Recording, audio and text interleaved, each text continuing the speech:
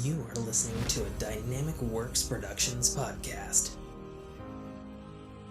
This show is available on iTunes, Stitcher Radio Network, and many, many more podcast services around the world. You can find all our content, music, videos, books, podcasts, and more on our website, www.dynamicworksproductions.com. Have questions, comments, or concerns for us? Head on over to the social tab on www.dynamicworksproductions.com if you'd like to talk to us. Now, on with the show.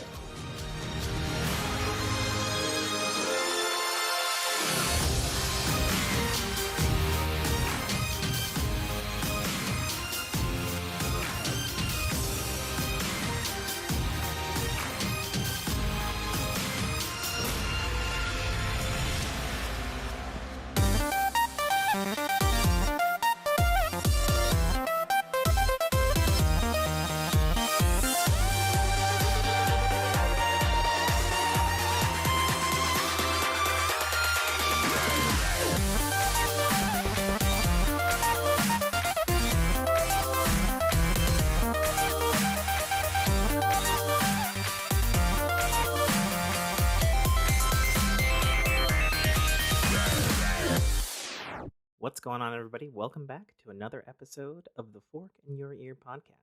Maybe not just another episode. Maybe it's the first episode of 2024. Yay.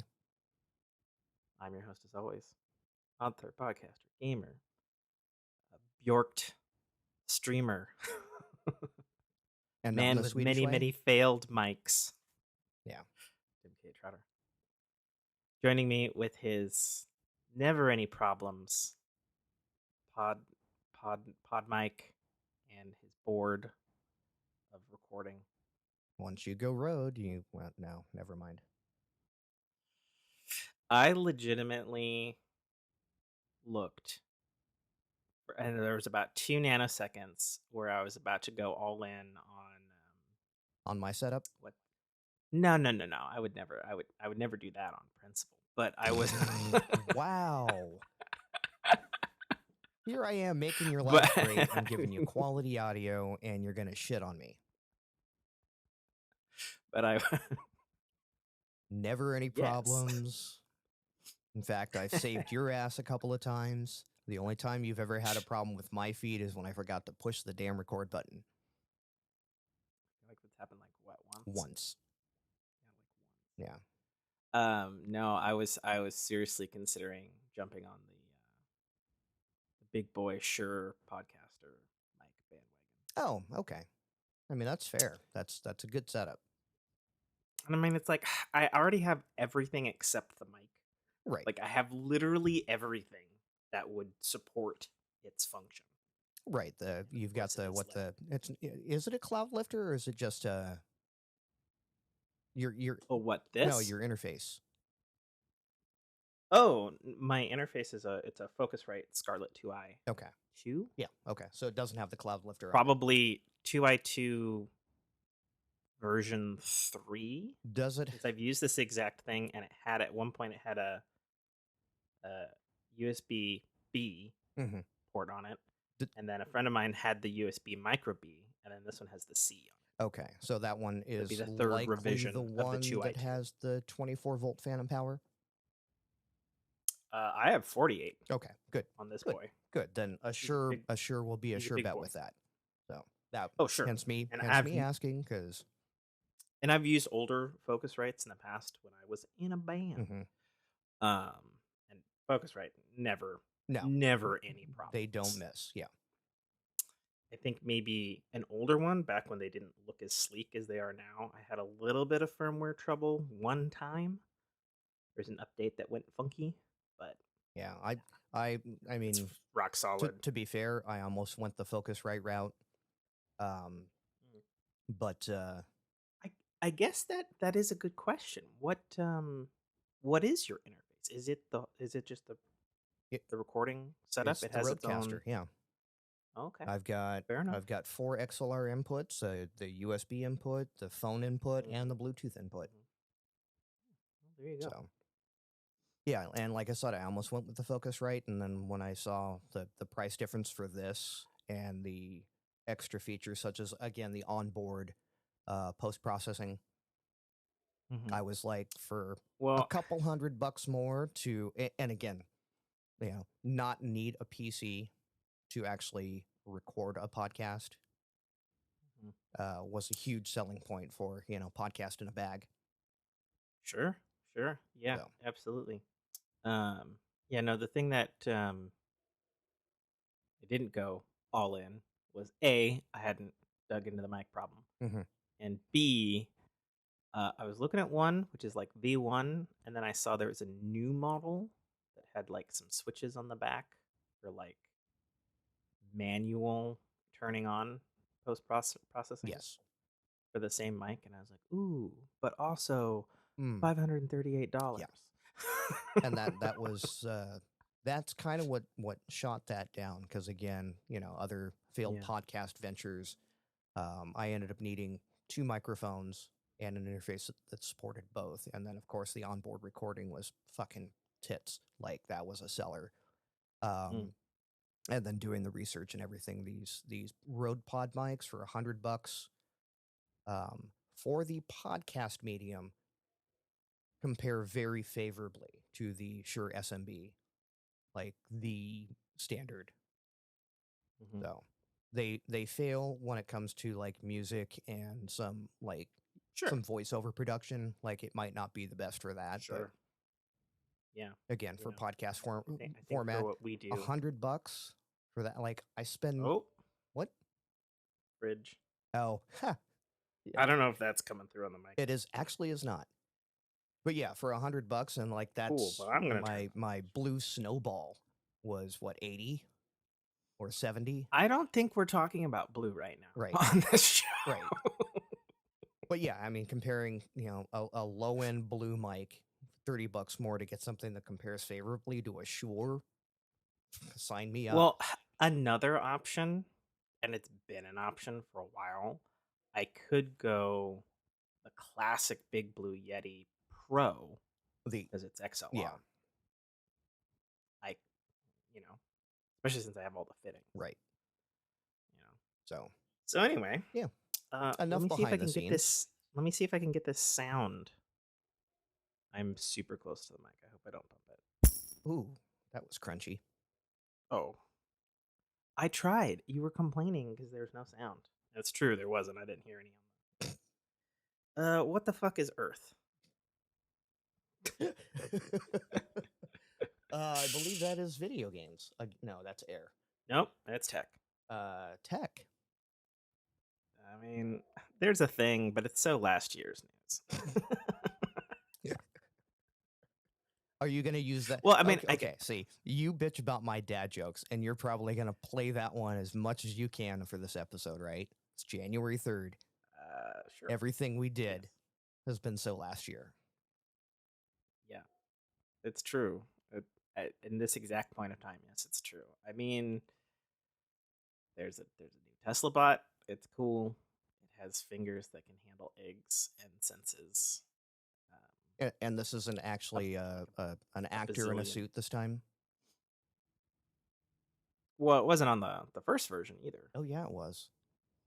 No, the first version, the Gen 1. I'm not talking about before Okay. when they unveiled it. Okay. I'm talking about the Gen 1 when they actually called it Optimus. Yeah, but anyway, no, the Gen 2 um, Tesla bot, its big point is that they basically gutted their arm system and their hand system, and they have like a bazillion articulation points in the hands, as well as like sensors for both pressure and like when it's touching stuff Cool. as well.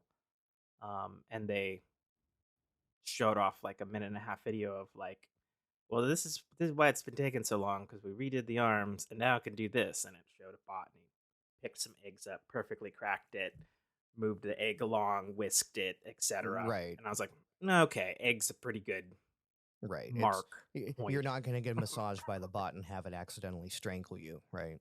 Exactly.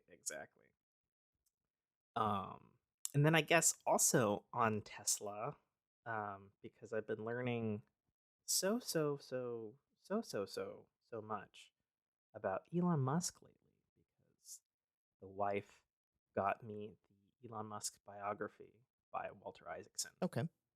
who is, I think, a legendary biographer. Um, he's like won a bazillion awards. He was the one who also did the Steve Jobs biography, Mm-hmm. that I thought was super well written and very much a here's all the facts, here's the story of the life. You fucking decide whether they're a good or a bad person. Right. Like, Right. no, like, No pretense, no bias, no. yeah, no. This is what happened. These are the stories that I got. Right. These are the eyewitness accounts. This is what the actual person said. Here's the data. Yep. You go from it. I'm a couple chapters in. Um, man, Elon Musk's dad was like fucking evil. Yeah. Oh yeah. He was like Lex Luthor I had levels no, of evil. I had no idea. Well, and then he went crazy Mm-hmm. when he got to the United States. I guess when he was 17, um, Musk recounts to the biographer that his dad had always done like a lot of crazy like Ponzi schemes, Mm-hmm. but was like good at them, Mm-hmm. which is how they were able to get out of South Africa and get to Florida. But then like Musk was like he remembers coming home, and then his dad had like a crate of plastic miniature roulette wheels and was microwaving them, and then saying that he had figured out a way to cheat the system and win at Okay. roulette. So that was like he was like, something is wrong. Right. Beyond just his dick. There is something amiss here. Yeah. Yeah, and I was like, oh yeah, that's a pretty good sign. Yeah. For that sort of Oh, stuff. and But and I've I've read some of these stories on his upbringing, and it's like it's not there's not making excuses, but there is mhm. definitely some childhood trauma in his upbringing. Well, and what's interesting in the biography by Walter Isaacson, um, is he interviews the dad, Mm-hmm. and dad's like straight up like, yeah, that's Elon's version, and his Elon's brother. I guess his brother was a big part of everything, Yes. and I didn't even know. You didn't even know he had a But brother, right? yeah, exactly. I mean, I know about the mom, but that's only because he posts cosplay with her when he goes to Halloween parties, Right. you know. But no, it was interesting in the biography because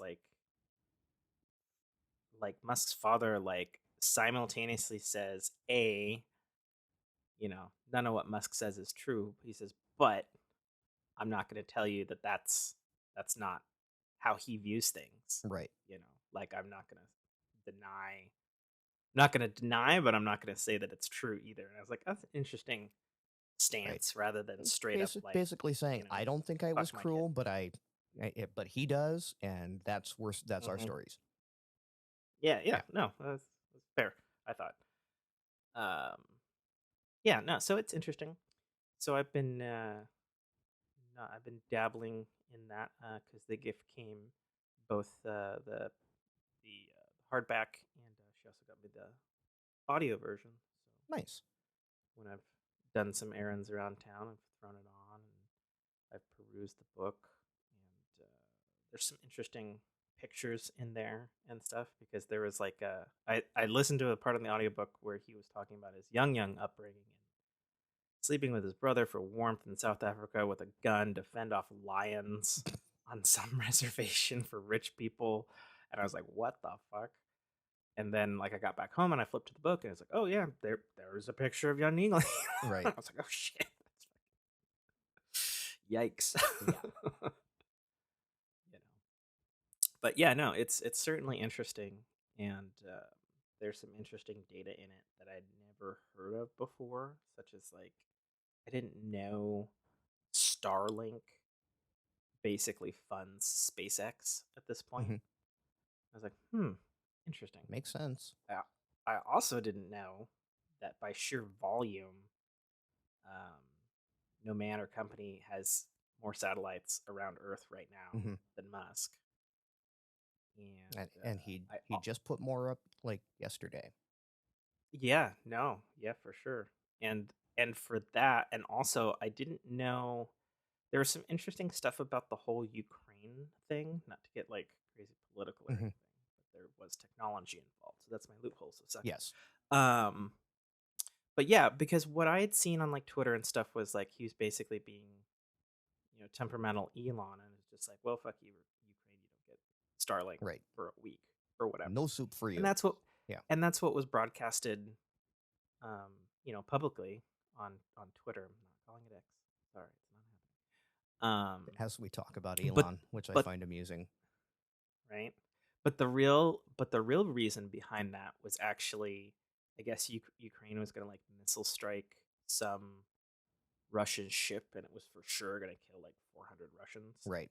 or something like that. And Elon was like, I get that you guys need internet for communications and stuff, but now you're kind of basically weaponizing Starlink Right. as a, to do this, and I'm not okay with Right. Basically, actual if you're using war it to specifically. defend yourself is one thing, but to go on the offensive, I kind of draw a line there. And again, Yeah, and what's when you pull the levers, right? sure, and what's So. fascinating about that though is even though that happened, um, there is now government contracts with Starlink Mhm. to develop a like Star Shield or something like that, to develop a sister network specifically for the U.S. Right. military, because I guess the Pentagon noticed that. It's super effective and mobile. Well, not that, but the actual Starlink team was so effective at thwarting all of Russia's attempts Mhm. to take it out for Ukraine, because um, he does have the most satellites in space. So every time they would shoot one down, they'd be like, "All right, hit the reroute button Right. to the next adjacent satellite." I'm like, "All right, whoop, we have fucking thousands of these. It costs you $6 million to shoot a missile that far up into space to Right. get one down. Good luck with that financial proposition, Russia." But then also, like, when they did hack a satellite, they were able to like countermeasure it like super super fast, Right. so like nothing ever got lost or stolen. And so they're like, "Hey, Pentagon wants to talk to you about how you guys were able to do that, Right. because we're impressed."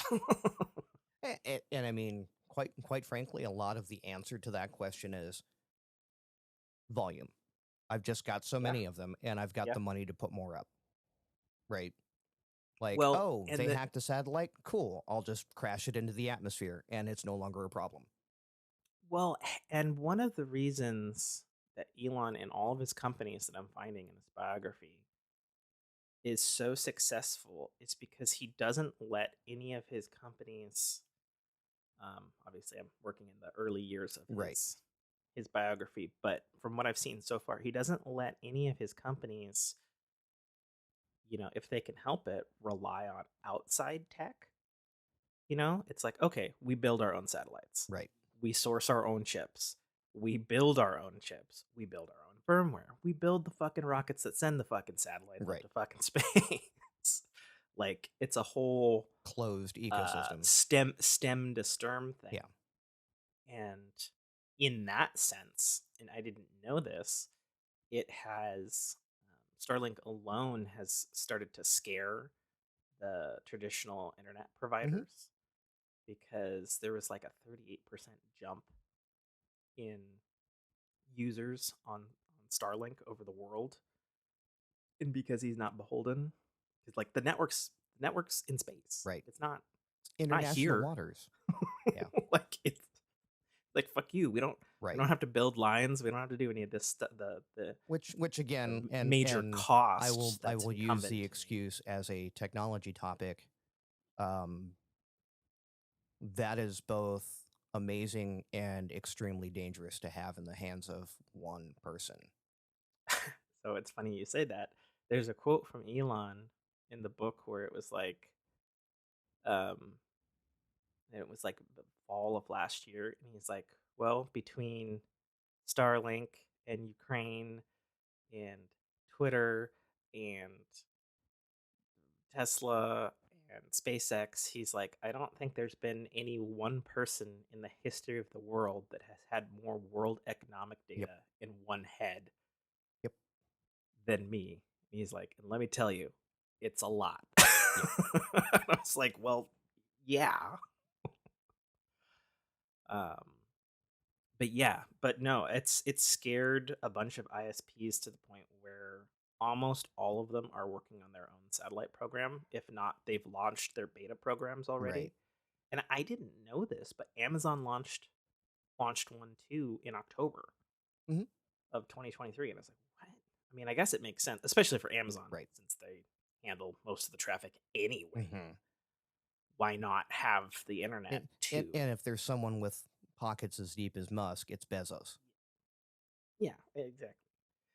So, yeah, it's very interesting because, like, I mean, I felt like I knew a lot about Musk, but I definitely didn't know The nuance. the gravity or the nuance of like all of Yeah. this stuff. Like something I found out in the biography that I've never heard talked about is, did you know Elon owns the patent for a computer system that can look at a digital map on your computer and cross-reference an address book, No, did not know that. aka any mapping service ever that exists on a computer and operates with a CPU? Right. And I was like, what? And that's why he didn't go to Stanford. It's because he sold that bitch for like a lot of money. And started PayPal. Yep, exactly. And I was like, damn, that's hmm. Yeah. So yeah, He's an interesting, unstable genius. yeah, I'm certainly not neglecting the unstable part because there's definitely a lot of stuff about that Yeah. in the biography as well. Um, and it's fascinating, I guess, for me as someone who, you know, knows far too much about Steve Jobs and read his biography religiously and stuff like that. And he was definitely maybe not in the same caliber of inventing things, Right. for sure, as Musk. You know, Musk is still around, and unless fucking somebody kills him or his fucking heart stops, he's fucking Right. just powering through like nobody's business. But there's definitely a lot of parallels. Mhm.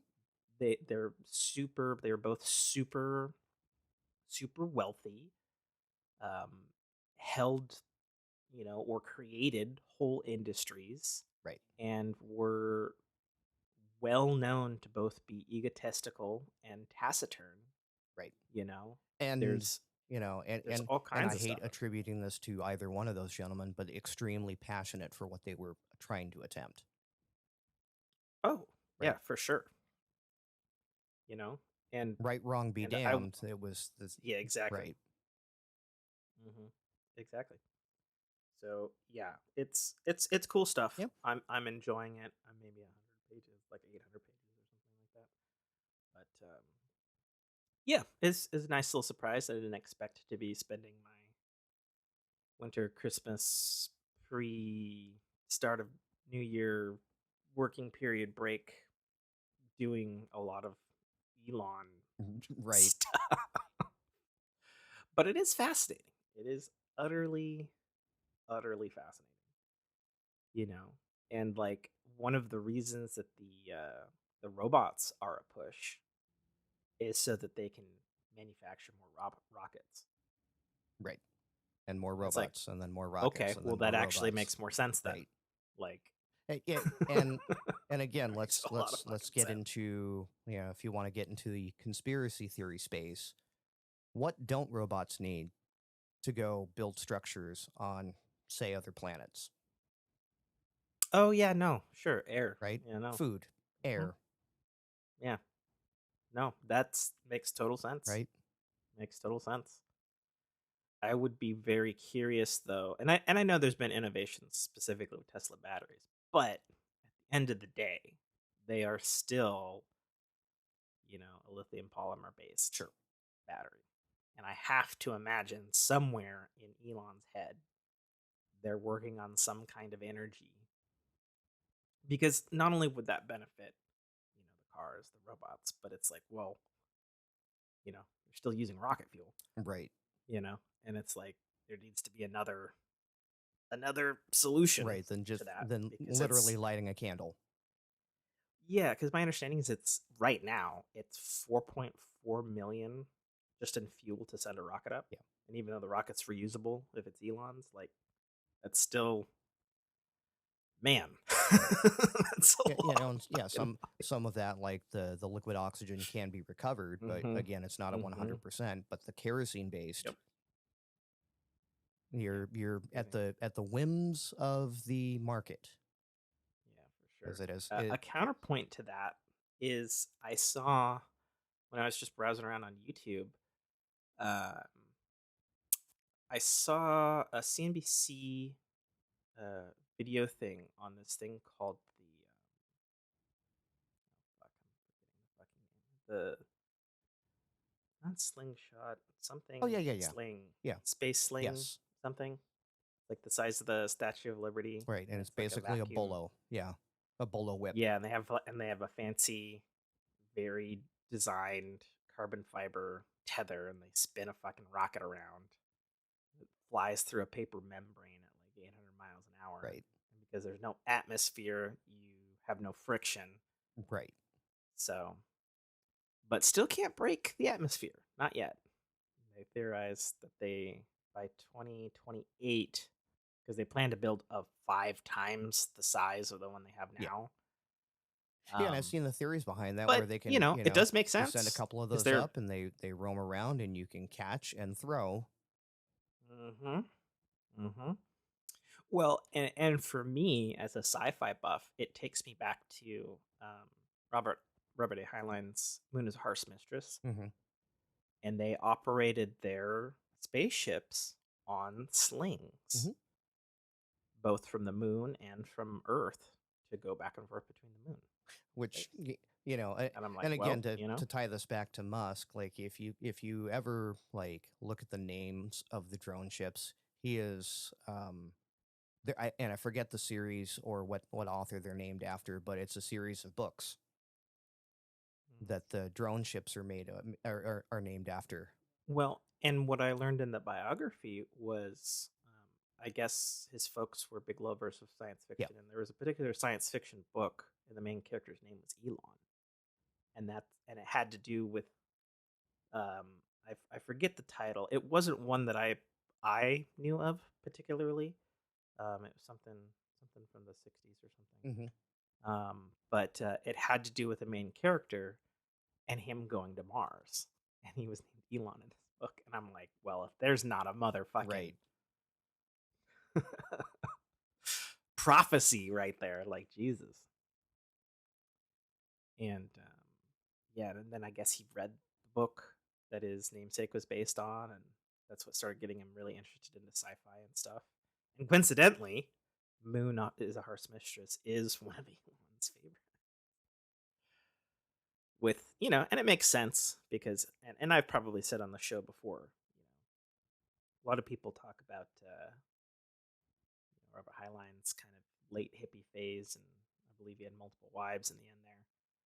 But dude did legitimately make rocket fuel for JPL. Man knew what he was fucking talking about when it came to the science in his books, Right. because some of it he fucking did. So Insane. yeah, the ship names are based off the Culture series by Ian M. Banks. Okay. So, and science fiction written, you know, a utopian post-scarcity space society of humanoid aliens and advanced superior artificial intelligence.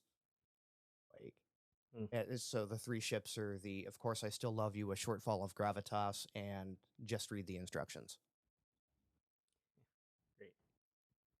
So yeah, dude, like Yeah. is looking at stuff in books and going, I wonder if I can pay someone to do that.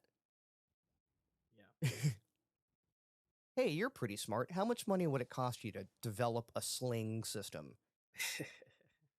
Well, sir, that's going to be a lot I of guess money. he's He been goes, doing yeah, it. no. This How much would it cost? the Sling guy's been doing it for a while. I guess he's been doing it since 2015. Yeah. And this is like the 4th version or something now. Yeah. And I'm like, well, he keeps getting investors and he keeps making his targets and making it go higher and higher with no, Right. no rocket fuel being used. I'm like, yeah, seems, long-term investment, probably huge payoff potentially. Right. All right, we ready to spin again? So I need to be less close to the mic. Yes. That's better. Ooh, All right, that is Life Stories Fire. a little bit of a thump there, but not bad. Life Stories Fire. Yeah, you wanna vamp on that because I'm gonna not ASMR at this. as you house an entire package of what can only be described as giant Lunchables. Yeah, Yeah. but for people like me. Yes. We're gonna try the mute button in Skype, which I've never done while recording, since there is no mute button on this microphone. Oh, fair. So But there is one on the Focusrite. Yeah, but it's dark. All the buttons are black. Fair enough. So, I actually don't see it. in Life Stories, so over the past, I don't know, 4 or 5 episodes, you've heard the traumatic retelling of how my life got turned upside down. With going on night shift, going back on day shift, going back on night shift, going back on day shift kind of thing. Well, guess what's happening in 2 weeks? Possibly 3. Yeah, I'm going back on night shift again. So, yeah, that's been the big life story, other than, we just yeah, I know. And we just did our Christmas shutdown, which was nice. Got to spend a good solid week with the family, and I've probably never been happier to get back to work. Just because once you take our kids off a schedule, they just become feral. Oh. Well, what's been funny about me getting off the schedule, I'm off, and have been off since Christmas, and I'm off till the 7th, so I still got another ultra long weekend before I hit it hard Monday, is I have just been so obscenely carefree and lazy. Yeah, it's like I see you, Which is nice, because I see Tim my K. brain doesn't Trotter usually streaming, and Yeah, my sometimes brain it's doesn't 1 usually p.m., wind down. sometimes it's 9 p.m., sometimes it's 4:30. Like, there's a little whimsy to it. So, but yeah, that's been kind of nice to see. Unfortunately, I haven't been able to drop in just because of There's no audio, there's no camera. I've just been doing it on the Xbox because all the shit. I mean, I could technically, I'm sure I could probably stream through the Mac like I have been doing. Sure. But I wouldn't have any audio. I could probably get the camera going, but I couldn't do. Well, the camera does have a mic, but I don't know because it's so far away. 'Cause it would be on top of the TV. Right, it'd be cavernous, and yeah, that might be shit. So, So, but yeah, what I could explore is the whole using my phone as a mic thing, but I don't know. 'Cause I'm probably more inclined to have my phone just with me in case I needed to look up something. Sure. Or answer something, like having it be mounted or duct taped somewhere seems right. silly. And then you're on Discord on your phone, and then Discord on the Mac, so that you can talk in your own chat room and have OBS pick it up. I mean, I don't do that, but okay. Yeah, that's one way to do it. I go direct to OBS. Okay. When I do my audio. So, yes, the lovely OBS that I'm now a firm believer in. Told you so. OBS is great. I know. And I've said before, what really helped was them getting their M1 support. Yes. And them really, really cranking on the updates for working with the built-in video encoder. Now, if only Logitech, It's like, hey, if only Logitech could do the same thing. holy fuck, dude. But yeah, Just like won we had over. a very nice kind of uneventful holiday. Like, went to my sister's house for Christmas, and for once there was no bullshit. Right? Is there usually bullshit? Well, yeah, everyone's got that one crazy uncle that will talk politics over the dinner table and then gets the whole family in a tiz, and it's just like none of that happened. Everyone was just grateful to be around each other, and that was a very welcome change for the first time in, gosh, forever. Like, since maybe I was my kid's age. When you're describing the dinner table and the uncle talking politics, in my head, it was just you and like whatever my imagination is for your family. Mm-hmm. And then there's a lot of talking, but there's no sound, and it's just the red versus blue theme playing. Mm-hmm. Yeah. Basically. But yeah, so the girls had a great time, like got gifts that were actually kind of, meaningful, not just tchotchke stuff. Had good Christmas then? Good Christmas. And then despite all of your slavings aways at different hours. yeah, like I managed to like recover into because they took me off night shift the week prior to going on break, so I was already back on a normal person's schedule. So yeah, I was able to get back on that and then be somewhat functional. So cool. But yeah, throw that out the window come 2 some odd weeks from now. How long is it for? Oh, like 5 months. Sucks. Yeah. I mean, it doesn't. It doesn't. It is what it is, and I get paid extra for it, so I really shouldn't complain. But yeah, it's just it's an upheaval that just takes some getting used to. So, well, I got paid my normal amount plus Christmas bonus, so I was able to flip back on all the streamers and sucheries that I previously had. Oh, good. So we can play Turbo Golf Racing again. Indeed, and you can do the actual golf mode. Yay! Which I'm not too bad at. So, funny story that I don't have an answer to, but I also don't care. So, I logged into my Disney, which I previously did not have. I installed the app and everything. Mm-hmm.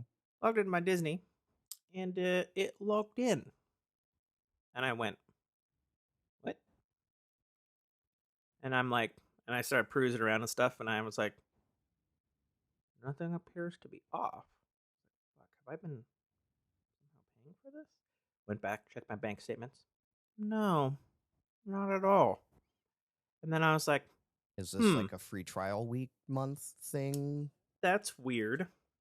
So, because of course you can't see anything on the fucking app on the phone or the app on the TV, so I fucking go haul my ass over to a web browser, log in, go down into, financials, billing and stuff, and it says your subscription is being supplied through in-app purchases via Roku. And I went, okay. I don't own a Roku. I do definitely have like family people on my account and like Brock's family and such, and friends and whatnot. So I go down the list because you got 7 on a Disney account. Mm-hmm. Hey, who's got a Roku? Nobody. And I went, huh. And then I was like, well, okay. Being paid for. Been being paid for since I stopped paying for it, which is very curious to me. But all my accounts are secure. My 2-factor was still working. I'm like, maybe I'll just let whomever right is fucking paying for this fucking pay for it. Fuck 'em. Hopefully they're enjoying To it which too. To which I did then do once I realized it. I was like, well, why don't I tack on the Hulu within the Disney Plus Right. since they're now being all in one app? And Mr. Roku can just suck a dick. So I did. What's the And worst I'm that gonna could ride happen? that. Yeah. Exactly. It's my fucking account. Somebody's fucking paying for it. Okay. Maybe they'll suddenly go, oh, we Shit. have Hulu now. We'll just enjoy it. Yeah, exactly. So, So, to which I will say, I know it says Hulu beta when you go to it. It's a tab, just like the Marvel and the Star Wars and stuff. mhm. But holy fuck, is it disorganized? Yes. And searching it kind of doesn't work. Not that the actual Hulu app is a whole lot better. I think the actual Hulu app is way the fuck better. Maybe not on Android, but it's been great on iOS. Yeah, it's not great on the Roku. Okay. Well, to each platform his own. Then. Yeah. Wait, you have a Roku? You have my Disney? Like, are you paying? Are you No, paying because I don't for pay through this? Disney I'm through the sorry. Roku. I actually pay through Okay. Hulu. Okay. So my yeah, Hulu, well, I get shit. Disney on. All right. So yeah, one me. Okay. So enjoy. Fair enough. I mean, if it is accidentally me, enjoy. It's not breaking my bank. Fair enough. Will do. So yeah, no. So me and the wife have gone back to some things that we weren't viewing because we didn't have access to it. So we were doing. We did a copious amount of Twin Peaks and X-Files over Okay. the holidays, which is kind of great and kind of perfect as I've actually been to a lot of locations since it is filmed. Yeah. It was filmed in this state. Pulled a little picture of baby me from like '93, where I'm looking at you've seen Twin Peaks, Yes. right? Yeah, me looking at the lodge. It's not really a lodge in real life. Yeah, it's good stuff. My wife's super into it. We're almost done with season 2. Then I'll have her do the movie, and then I never actually finished the revival from 2017 because they did that fucking terrible Showtime thing where it's like revival part 1, Sure. part 2, don't know. And I was like, okay. And I noped out at that point. So I haven't been back to finish it. I've seen half of the revival. So we'll see how that goes when we get to it. Also, super weird, Hulu and Disney. The Hulu does have a lot of anime shit, and I watch anime. Very hard to know in the Disney app if something is subbed, dubbed, or which fucking language it is before you hit play. Oh, gotcha. Yeah. That they need to add some shit to the UI on that for fucking sure, because it's very clear on Hulu, and it's like, to which I might add, the UI for that is about as bad as the recent. I guess I could have talked about this in tech, but I forgot. Well, we're still in tech. We haven't spun for entertainment Are yet. we? Yeah. No, we're in life stories. Oh, we're life stories. Okay. Yeah. The Apple folded the movies and TV shows out of the aging iTunes store, and it's now in the Apple TV Plus app. And fuck me, is do they need to do some UI improvements for that shit? Because iTunes Store ancient. They're obviously not using it anymore. But you still go to the iTunes Store if you want to purchase music or other things, which is dumb. But then if you hit the movies or TV tab, you just get a little icon that says this is moved to this app, and then a quick link to go to that app. But then you go to the app, and I was looking at some old TV shows that have some have different versions, some have special features, some don't, and I'm just like, And so I'm looking at two different versions. I was actually looking at Babylon 5, and I see two different versions on the fucking Apple TV Plus purchasing store front. And it doesn't give me any fucking indication what the difference is between the two. And I'm like, I'm angry about this. Right. And I cannot make a sale because I don't know what the fuck I'm buying. Right. So, dude, get your shit together.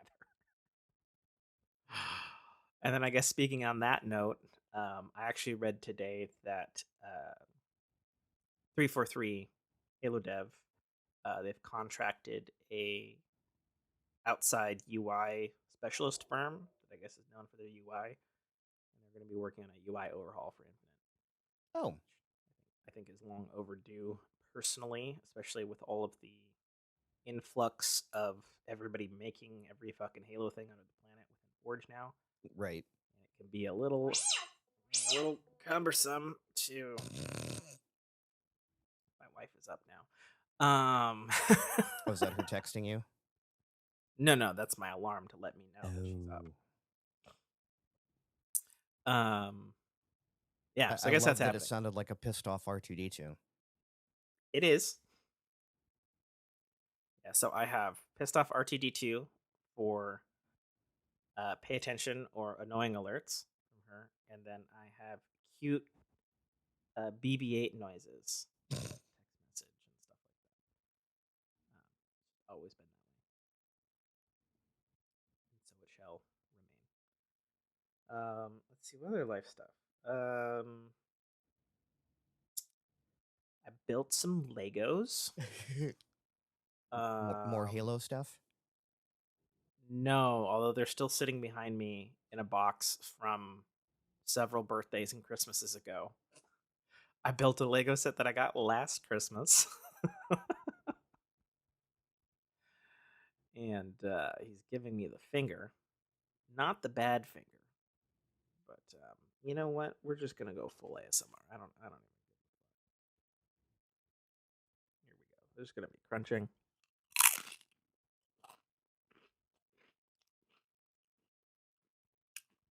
Mouth opening. Lip smacking. I don't give a fuck. Okay, sorry. Me watching you eat made me a little hungry. That's fair. It is fair. What was I saying? I lost all train of thought because food. I was saying. Oh yeah, I built some Legos. Built a Lego set that I got for Christmas last year. And it was a bitch. Let me tell you. I was excited when I started because I've been playing Lego Fortnite a lot with both friends and wife. That's And I was really like, you know fun. what? Yeah, that's a great game. Need keys. I mean, feel free to pop over and share some with you. Keys? So that you can access the share world at any time when I'm offline or not. Oh, okay. We can have up to 8 shared keys. Are you doing just a straight creative or No, straight survival. okay? Everything, whatever standard is. Okay. All the way. Me and my wife made a planet a couple days ago, and we were a little bored with our little Pleasantville house, and so we fucked off for fucking 45 minutes going west until we were so fucking deep in the middle of the fucking desert and dying, and then we fucked up this desperado town of like bandits, pirates, or somebody. And then we were like, you know what? This is our desperado town now. And so we started building this desperado town out of the remages of this fucking old base. And it's lovely. I did have to contend with the fact that since she had absolutely no account data, when you don't have a dedicated player skin, even the base one, since Mm-hmm. you can't get the base one anymore because Fortnite's old as fuck now. It just randomizes your character when you log in, Yeah. and that was really pissing Jessica off. So I had to spring, and there's some Star Wars shit in the store the other day. So now she's running around, somewhat strangely, as a capeless Kylo Ren. I guess there's no capes in Lego Fortnite. Because then how would you see the TBD. backpack? Yeah. Well, there is no backpack in Lego I have a backpack. I had a choice of 2 of them when I Fortnite. Oh, logged in. Mhm. So when you log in and you look at your character, unless you're in Lego mode, you still have all of the things that you see for every other Fortnite and Mm-hmm. driving mode, backpack, pickaxe, all that stuff. But only in Lego Fortnite, only the character applies. Gotcha. None of the Okay. other stuff loads. Which, you know, there's probably both a logical and a technical reason of the fact that if they have, I think I read somewhere that they have like 15,000 skins or something at this point Right. in Fortnite, and they've only got about 2,000 of them, quote unquote, Ported. Legoized. Yeah. And even though, sure, it's largely the same exact polygon model and it's just a new texture applied because it's Lego, Mm-hmm. you know, somebody still has to art or Right. whatever that, import the PDF file from Lego corporate or whatever the fuck. Right. It's not something you could You know? just macro. Yeah, I mean, I don't think, who knows. But anyway, so we've been doing that.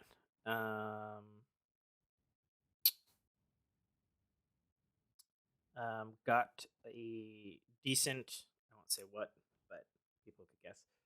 We got a decent chunk of just Christmas cash from the in-laws, and we just happen to have been struggling with our ancient cookware, Oh, nice. as much as last night I spent an hour scrubbing this fucking pot that we'd made this mac and cheese in, and the cheese was just like fucking glued Yeah. into all of the scraped rivets in the bottom of the fucking, I guess not rivets, but the scraped Yes. Where the things that nonstick shouldn't has be there worn in the off. Yeah. pot. Yeah. Because the pot is fucking old as shit. And so um her folks, my in-laws, they got a couple months ago, they got a Viking cookware set. Okay. They got really into Gordon Ramsay cooking shows, and that's what they're always using in all of the fucking shows there. And I was doing some help on cooking Christmas dinner with everybody, and their cookware was very, very nice. Yeah. Well, that's actually a conversation my wife and I have had because we've had our cookware going on a decade now. Oh God, yeah. I mean, ours is at least, I want to say, like the life of our relationship, but the truth is, I have no idea where this cookware came from. Yeah. I remember it just kind of appearing when we moved in here. I don't know if it's actually Brock's. We've just been using it this whole time, or I have no fucking idea. I have Yeah. no fucking idea. But yeah, same So sort anyway, of thing where it's getting harder and harder to clean. So it's just like, well, we can afford to replace this now. well, and we had a conversation in summer where we're just like, okay, we could get like the $130 or the $150 set at Costco, the Kirkland brand ones, Right. but it's like, but it's cookware. We probably should actually like save and invest in like Yes. something that's actually going to last and will hold up Right. and such and so. You buy the Kirkland set when you get your first apartment when you move out for the first time, Mhm, right? mhm. To survive. Yeah, we had like offshoot Sam's Club cookware Yeah. from something. I don't know. There was a brand on it at some point, but I don't know. But anyway, so yeah, so we got a bunch of casts and we ended up actually going on to Costco.com, which just happened to have Viking cookware, and just happened before the New Year's, had a New Year's sale, so it was $200 off, and we're like, Done, well, done, okay and then. done. And that cookware arrived 2 hours ago, actually. Nice. I unpacked it and read the instructions, and they're doing their first recommended factory cleaning in the dishwasher with hot and just a lot of soap. Yes. So we shall see. I'm a little bit nervous because I have been cooking so long with non-stick, Yeah. Substandard. substandard non-stick. Yeah. And I'm used to it. And these are let's say they're mid-ish high, but not like upper middle tier end. Right. So it's and they're probably going to actually heat evenly and so it's a 5-ply construction. So 4-ply aluminum, and I guess there's like a hidden uh, latticed thing on some of the layers. So the exterior is aluminum, and then the interior is 1/18th, I think it said. Um, Cooking stainless, um, uncoated, right. and all the instructions said best practice for uncoated is actually cool pan and put your cooking or your butter in first. They said you don't want to put butter and oil in a hot pan because it will wreck it Right. or can over duration. So we'll see. I haven't cooked anything yet. One thing I was a little bit bummed by, mostly because this is another life thing. So I've Tangents abound, been, folks. fuck it. That's what you get when we're actually awake. I don't. Yeah, it's true. Recording in the afternoon, and I'm on holiday, so I'm super relaxed. I have been cooking bacon daily, because I have discovered, and I don't remember if I said this before, but the new Kirkland brand thick cut bacon is maybe, and I don't say this lightly, as a bacon lover, who will go out of his way to go to Fred Meyer's and get the fucking boar's head bacon. Yes. The Kirkland brand thick cut bacon is maybe the best fucking bacon I have ever fucking cooked in my life. Pretty fucking hands down. Not gonna lie. It's imported from Canada, and I'm like, well, they know their bacon. Right. Fucking, and it's fucking dirt cheap because it's Kirkland brand. Right. Fucking giant two packs. I think you get like fucking 30 cuts of bacon or something for $15. It's ridiculous. So I have to ask, how do you like your bacon? So this is interesting, because on top of the fact that I've been cooking bacon almost every single day. Mm-hmm. In fact, today was actually the first day that I did not cook bacon. And That you're was getting also thick because cut, so yeah, and so traditionally for me, I've never been a thick cut guy. mm-hmm. But two things have changed my mind. Number one, there's this cool dude. I can't remember his fucking YouTube channel name.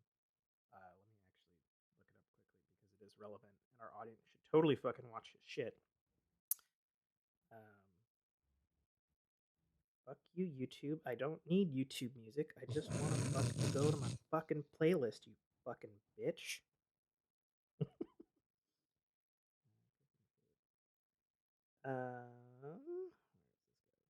Ethan Chelbowski is a dope dude. Okay. I actually started following his stuff right before I purchased the Viking set, because I'd seen, all the YouTube ads, and Gordon Ramsay's been promoting this Hexclad stuff. Yeah. I'd seen it at Costco. I was like, okay, maybe. Do I want the Viking? Do I want the Hexclad? Hexclad looks cool. Well, Gordon's endorsing it. And he had a video that said, hey, I used to have a Michelin star, and I have a degree in food science. We're going to science the shit out of Hexaclad and figure out if it's a scam or not. And I was like, oh? And so, through really basic ass science, he determined that Hexclad isn't quite a scam, was the consensus. But it's a So, because little Hexclad, overpriced for what it is. no, actually. So he said, so basically the science on the video, and you can find his stuff, but it's going to lead back to bacon, I promise. Okay. Is basically Hexclad bills itself as non-stick, lifetime, Sure. et cetera, et cetera. And he goes, well, I'm a properly trained chef and a food scientist, and the way non-stick works is you have Teflon in a pan, and they have to bond that to a pan because Teflon chemically doesn't stick, so there's usually a glue agent there. And what actually breaks down is not Wait, the Teflon your non-stick itself, material doesn't stick to anything? right? What a concept. Right? Well, that's Teflon for you, folks.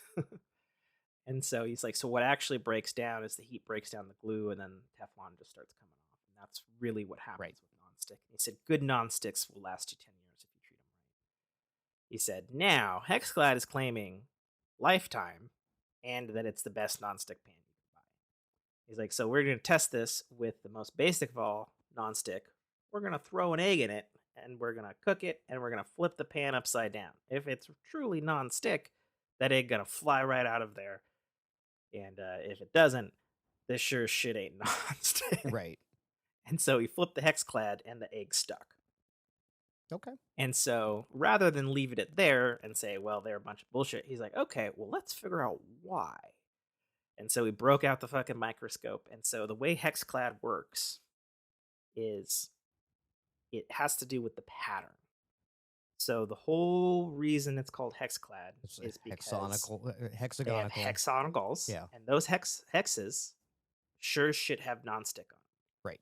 But then in between the hexes, which gives it that beautiful blue and hex color, is stainless steel. And stainless steel doesn't have the nonstick on it. Right. So he said, from what they're telling you, it's not exactly true. He's like, but from a science perspective, you know, it is going to distribute the heat evenly because of the hex grid. This has been proven in wear and stuff. He's like, so if you want a mostly non-stick pan, he's like, go get a Hexclad. And then he did some cleaning tests, and he confirmed, yeah, food fucking sticks there, and you're going to scrub a little more. And he's like, which, you know, in turn probably breaks it down a bit more since the hexes are raised, because that's where the Teflon is. Right. And there's a whole thing. But then my man did a bacon cooking test. I was like, okay, now we're talking. Right. Now we're speaking. With grease. Yeah. Yeah, exactly.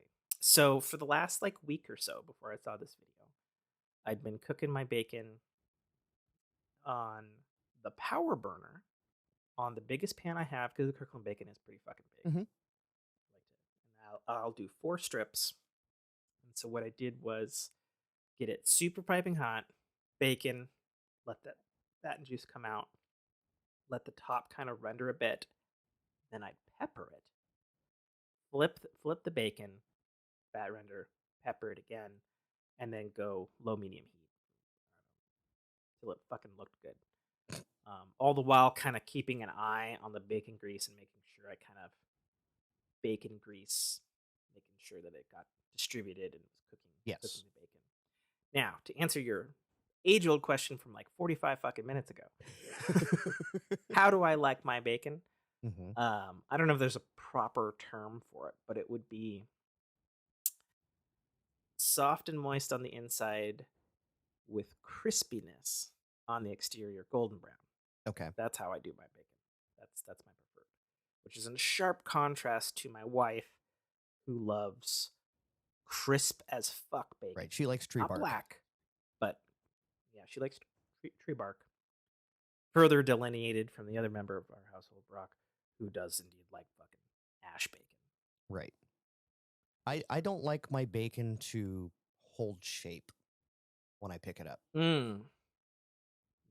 So you're gonna want to watch. I'm gonna fucking shoot you the link on this fucking bacon video. Let me tell you, because he was like, he's like, I know how I cook my bacon.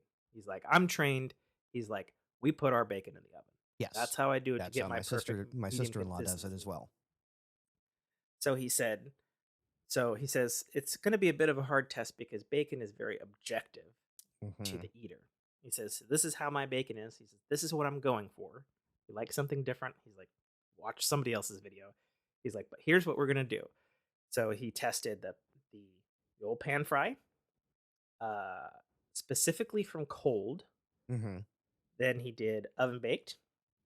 Then he did microwave, and then he said, "For kicks and giggles, we're gonna throw in a TikTok trend of cooking the bacon in water in the pan."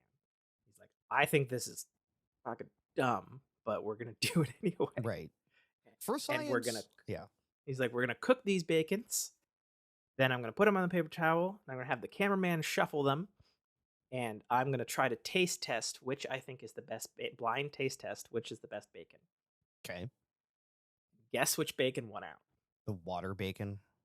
Yes, the fucking water bacon. So dumb. But I tried it yesterday, Because and of it is course you did. so fucking counterintuitive to everything, because like I've been cooking, like I said, I've been cooking bacon daily. So what's the over a thought week process behind it? Does the water leach off the Oh render? yeah. So he went into the science of how everything happens, including what is called the Maillard reaction, which is when the fat of the bacon releases its juices, which helps start cooking the meat, which helps start doing the crisp, which gets the glaze on the bacon. Mhm. He says everything about bacon is centered around what happens when the fat breaks down before it starts cooking the meat. So, from a science perspective, he was saying, and he actually said, both chef opinion and science wise, he says actually the best bacon to cook is the thick cut bacon, Mhm. not the thin. Right. And he says, and you certainly don't want lean bacon. And he said the reason Because is there's no and fat. Yeah. yeah, and see, and it's funny to me because like even though I love bacon and I've had lots of bacon and stuff, there was a time in my life where I thought like lean bacon was the way, and I've gravitated back to Right. Or fattier bacon. turkey bacon or whatever. Yeah. Yeah, Faking. don't get me fucking started on that shit. Yeah. No faking my bacon. Yeah, exactly. And so what he said actually is the best type of bacon to get is the thick cut. And he said when you look at it, you want to see that kind of 40% meat with some chunks of good Marble. pork in it. Yeah. And then you want the fat, he says. He says because what happens is the Maillard reaction changes the fat into what would normally be an unedible human substance into an edible substance because it has to do with changing the carbons in it. Sure. And I was like, okay, this is a little over my head, but sounds good to me. But anyway, so I tried the stupid fucking water method, which sounds, looks, feels so stupid while you're doing it.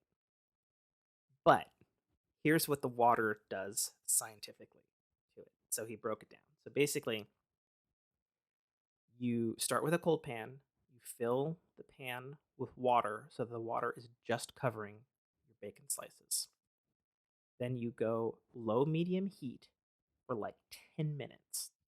He says what this does is it tenderizes and it cooks the actual meat portions of the bacon, but the fat does not render. Okay. It says then in the last 4 minutes, for about 14-15 minutes, you kick that heat up high, burn off all the water. He says this is going to do two things. This is going to reduce the kind of like the slathered and fat bacon fat Right. content. It says, and it's going to start your Maillard reaction on the fat late, covering the meat, the sealing in the meat.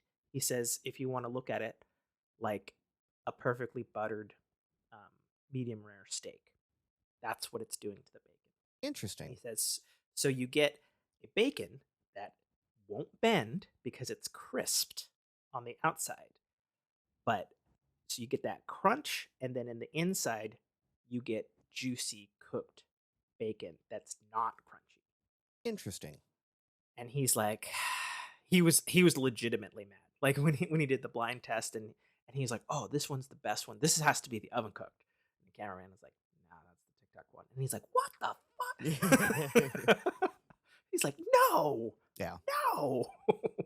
Yeah, and it's Really? and again, like I personally I prefer to have my bacon skilleted or pan fried of some sort.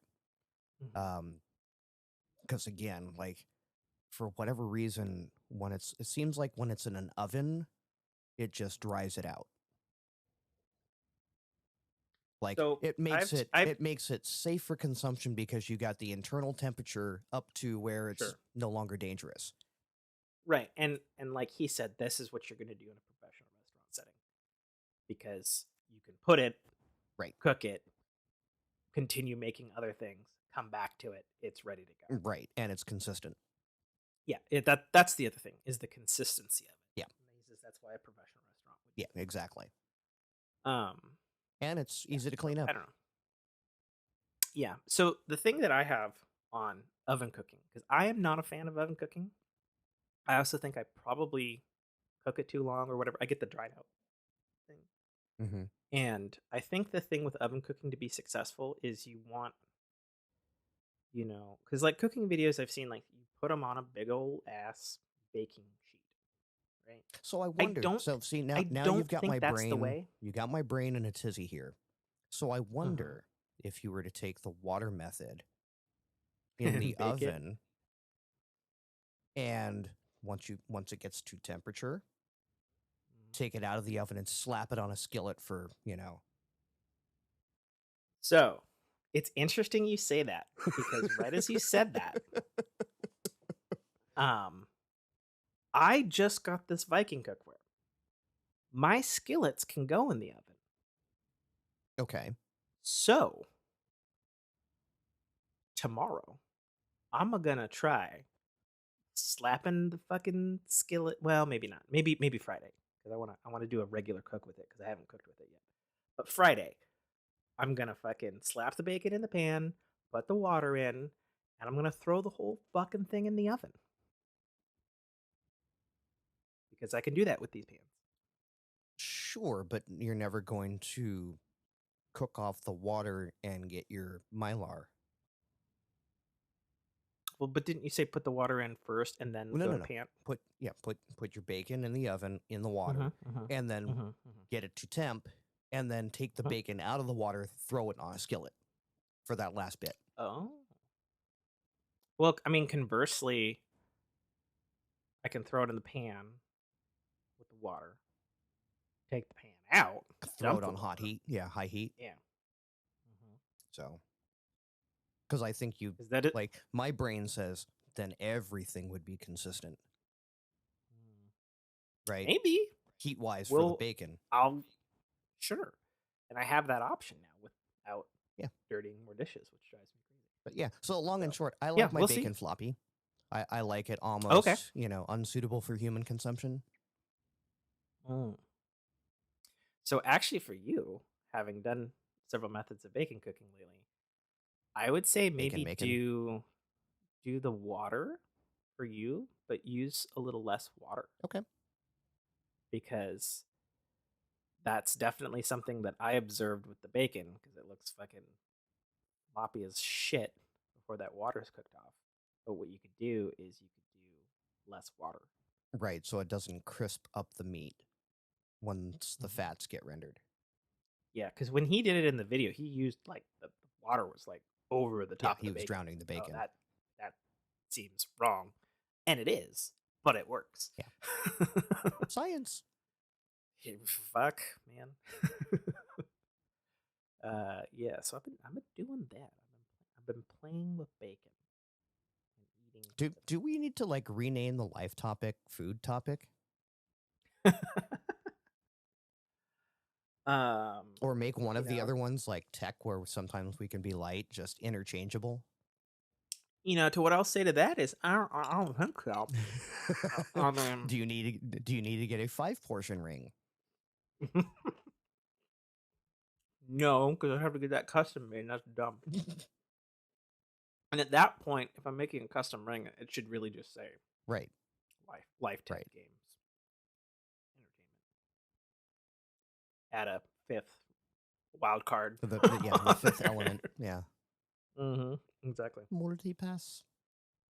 Exactly. Zzz. Zzz. Yes. My favorite films. You green? Die You Hard green. in Space. Yeah. Super green.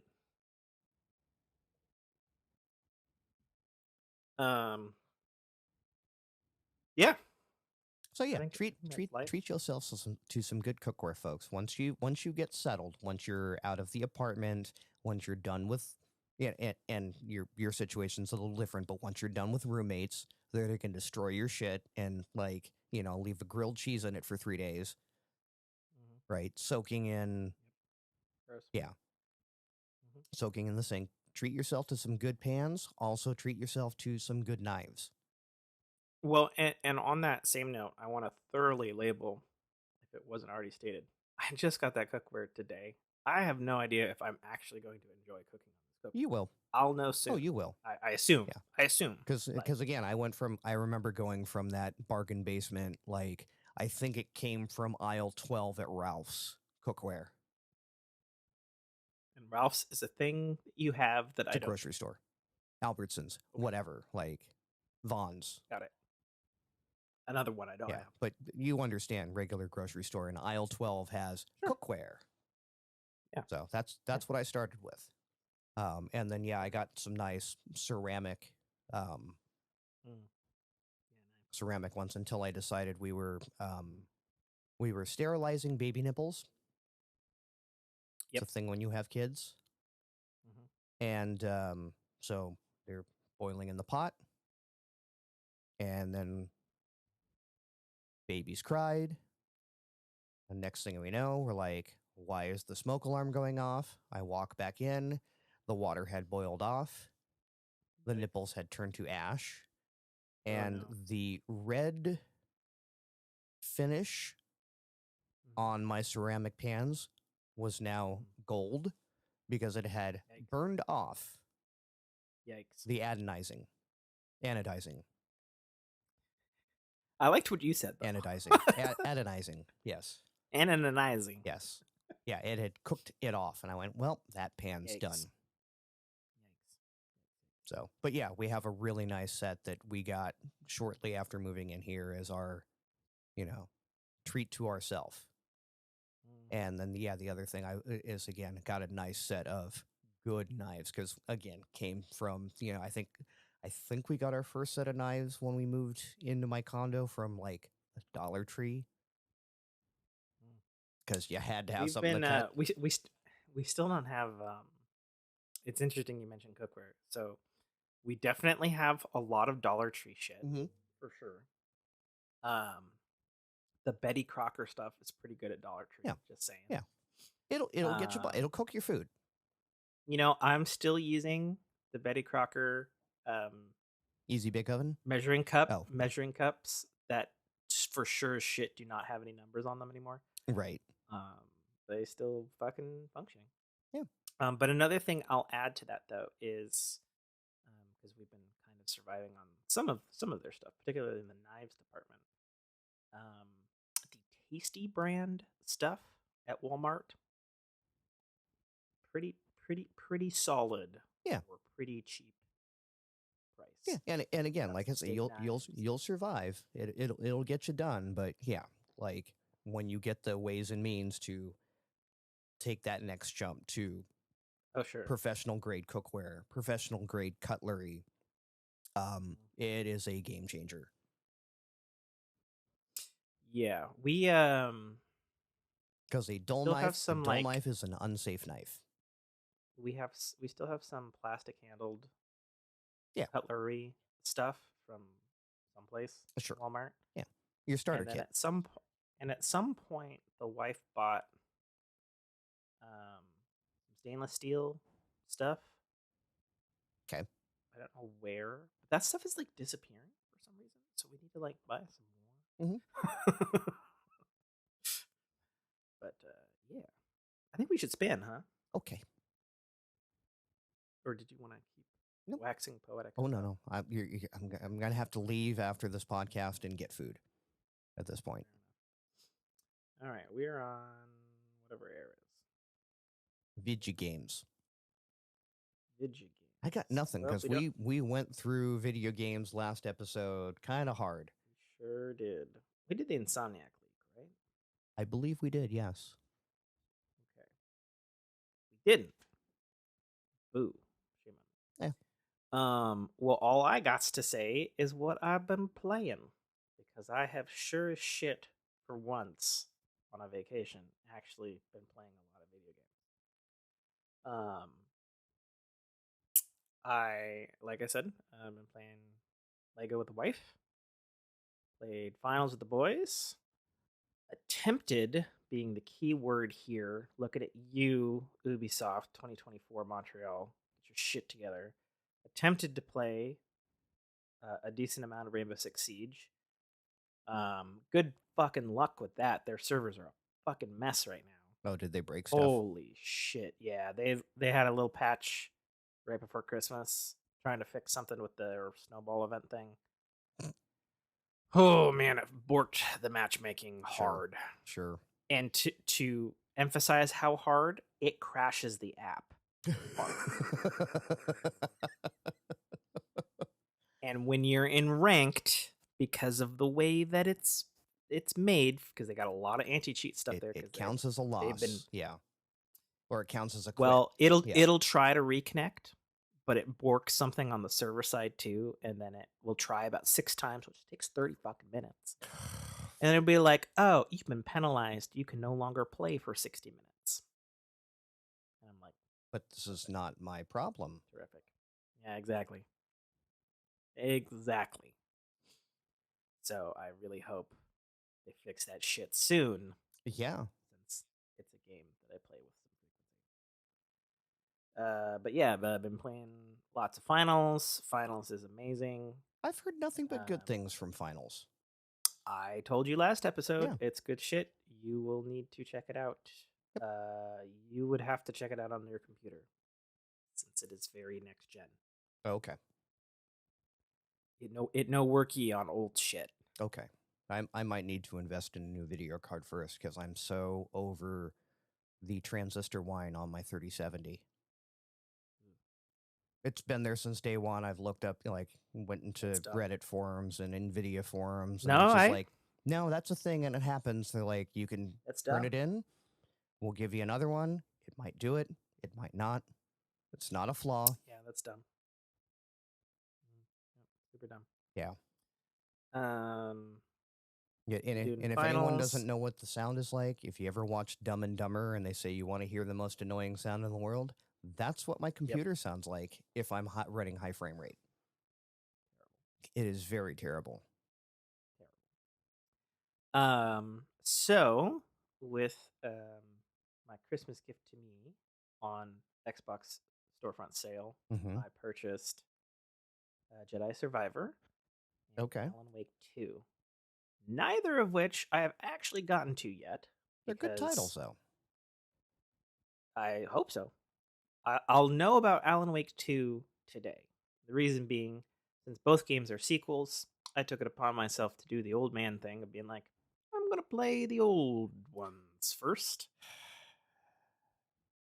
And since Alan Wake 2 is directly connected to Control, so I did the Alan Wake remaster, which, let me tell you, I have some things to say about that remaster. Thank you very much.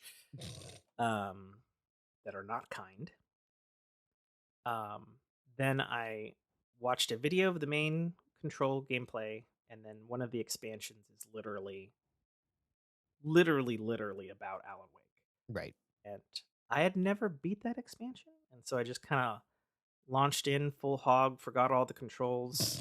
What am I doing in this expansion? I know I barely started it. Okay. Watched a quick little YouTube recap up to the point where I was at. I was like, okay, there we go. Now I know what I'm doing. I just don't remember the controls. Gets immediately murked by a basic bitch enemy. Right. I just completed that. Actually, I have to back up. So I did Alan Wake Remaster. And then because I have access to it, because I played Alan Wake originally on Xbox, I played Alan Wake American Nightmare, which is technically its like odd sequel that came out exclusively on Xbox Live Arcade back in the day and does not have a port. I played that on backwards compatibility. So I went remaster graphics, then I went way back to 360, then jumped to next gen sexiness of Control, and then all of those are completed now, and I streamed a lot of them.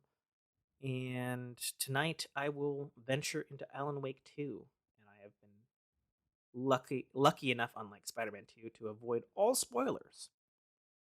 So I'm pretty stoked to check out Alan Wake 2, especially since it won a bunch of awards, and everybody online will not shut up about how like this is the best thing that Remedy has ever made. And having replayed just a bunch of Remedy games just this last week, I'm looking forward to that.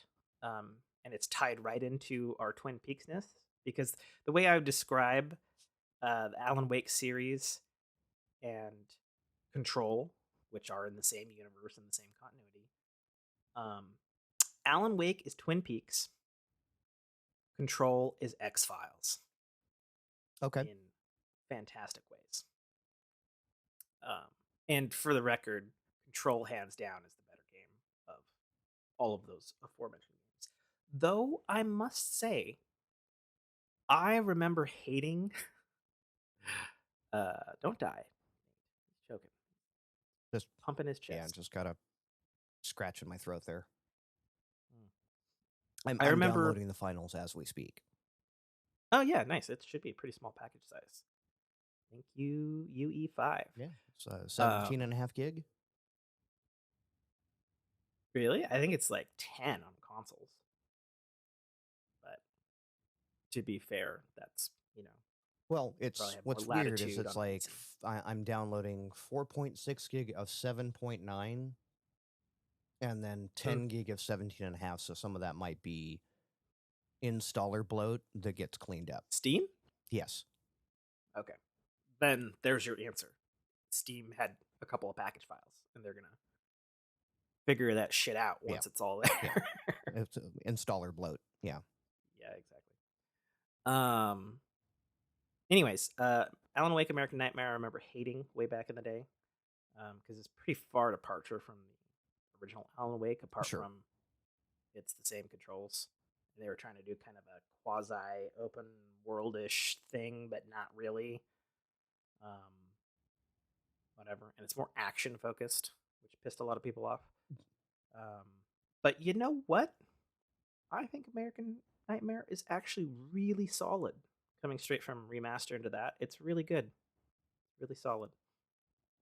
And important story for what I'm sure will pay off big in Alan Wake 2. Okay, finals is installed. Nice. Arrange a time and do some crossplay shenanigans with that. And I'll say, hey, if your aim ain't great because you're on PC.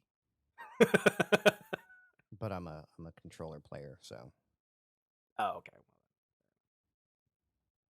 As much as I used to thrive on mouse and keyboard, now for whatever reason, if I do shooters on mouse and keyboard for too long, like my traps burn. It's weird. Like I guess I get in a little hunch or something. Yeah. I mean, and I wouldn't know. I haven't played a mouse and keyboard game. Well, certainly not a first-person shooter game. I've done like RTSs and stuff. Yeah. I don't think I've played a proper mouse and keyboard first-person shooter since Halo. Unreal Tournament. Oh, okay. Yeah. Yeah. Like the original Doom 3, probably. Yeah. Yeah. When controllers weren't really an option. Yeah. That's true. That's true. Yeah. Yeah. Halo changed a lot of shit. Yeah, and I think Halo was the first game that gave me both options that I was like, oh, hell no, I'm never going controller. And then Halo 2 said... Well, on PC, probably. Well, yeah, because I got on PC first, and then Halo 2 came out and said, you need to install Vista, and I went, I'm getting an Xbox. I don't remember the controller support being that great for Halo 1. It was okay. I was just better on mouse and keyboard with it, because again, that was like I was a mouse and keyboard gamer at that point. I think I ultimately I played that on my 12-inch Well, there's PowerBook there's part of the problem. G4. Yeah. I did trackpad. Yeah. Baby. No. That's brutal. Jack the dead zone and sensitivity up. You're fine. Yeah. But for that matter, I also did RTSs on that too. Yeah. So, whatever. Yeah. So anyway, Alan Wake Remastered. Man, they should have cooked that one in the oven a little while longer. Just straight up. Because there were times where the audio would just stop. Oh, gotcha. And by stop, and because it's a freaky game, specifically Twin Peaks style, not necessarily like horror, I'd be like, am I about to die? Or is the game frozen? Is this a moment where there is no sound because it's fucking weird? Right. Or did they? And then I would see a cutscene and it was mouthing, and I saw subtitles and it's like, you fucking bitch. Right. And nothing would fix it short of a full close the app, make sure it's not gone into suspend state on my Series X, restart the app, reload the app. Oh, it's still broken? Okay, reload the save again from checkpoint. Yeah. And it sucked because it's a very heavy story-based game. Right. If you're not familiar with Alan Wake, you literally play as a writer trapped in his own novel. Is the whole fucking gist of the game, in a town in Washington called Bright Falls, which is basically a stand-in for Twin Peaks. Right. It's literally what you're doing in the game. And so to have like the dialogue get cut out when there's a lot of dialogue, or when the ambience matters, right? Yeah. When the ambience matters, and there's definitely sound cues in the game, and like sometimes the sound will just shut out. The other thing I saw was like, and I remember how they were back on the original version. Like they had some like pre-rendered cutscenes that were like because it's a 360 game. It was like the kind of pre-rendered cutscenes where it was like it's totally a pre-recorded video, and they're using like the developer version of the graphics, which are better than what the 360 can do. Right. But it's still like a recorded video. And I legitimately can't tell if they're doing it all in real time, because I swear I see like some pop-in on these videos. But the thing that weirds me out, that makes me also think that it's maybe not, and it's actually a video recording, is that it will like glitch like a bad YouTube video sometimes. And I'm like, so either this is real time and it's janky, like we got some screen tearing happening with some sync errors. Hello, Sleepy Cat.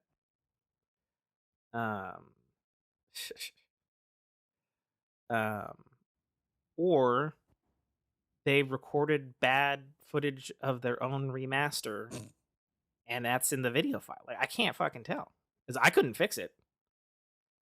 I know there is another developer stamp on the game. Remedy did not do. They were part of the porting, like they are the first in the thing, but then it was like they had small credits, and then some other studio had a lot longer credits on it. Which sucks because, especially jumping straight into Alan Wake American Nightmare, which is 360 back compat, which is how the graphics looked. It, didn't age well, obviously. The remastered graphics are really good. Like they did a really good job updating the character models, doing, mouths that move, and all that sort of stuff. Because like when I jumped into American Nightmare 360, I was like, oh cool, I'm gonna get to see ooh, this is taking me back to some Grand Theft Auto San Andreas PS2 Xbox era stuff, which is what it was, admittedly, but like, man, when they did the close-ups on the face, and it's like yeah. Ooh. So in that sense, what they did in the remaster, they did a really good job. Because I imagine that was probably hand animated, since all that shit. That game was done a long time ago. Right. Yeah, and then jumped into Control. Of course, that's like a light years jump Oh, right. in technology. With the ray tracing and ray tracing, destructible environments, really fucking cool. Everything's polished. Controls are way better. No pun intended. Yeah, whole thing. Finished that off. I will say though, I had to throw in my gamer towel and raise the white flag on the final boss of the Alan Wake expansion in Control. This boss, last boss of the thing, last thing to do, Mhm. I spent 4 fucking hours trying to kill this fucking boss. And like, I actually threw in the towel last night and then gave it another go this morning, where I was dying. I was dying very quickly to this fucking boss. It was very, very difficult. And I just felt like I couldn't win. I threw the controller down. Started it up again tonight. Thought I killed the boss. Surprise, he has a second health bar. Right. I'm like, fuck you piece of shit, garbage ass fucking encounter. I realize you're the last encounter of the game and you should be hard, but fuck. Dude, I was struggling so hard that I ended up raising the white flag and doing a trick that I had done before on this particular version of Control. Because there's 2 versions of Control that exist.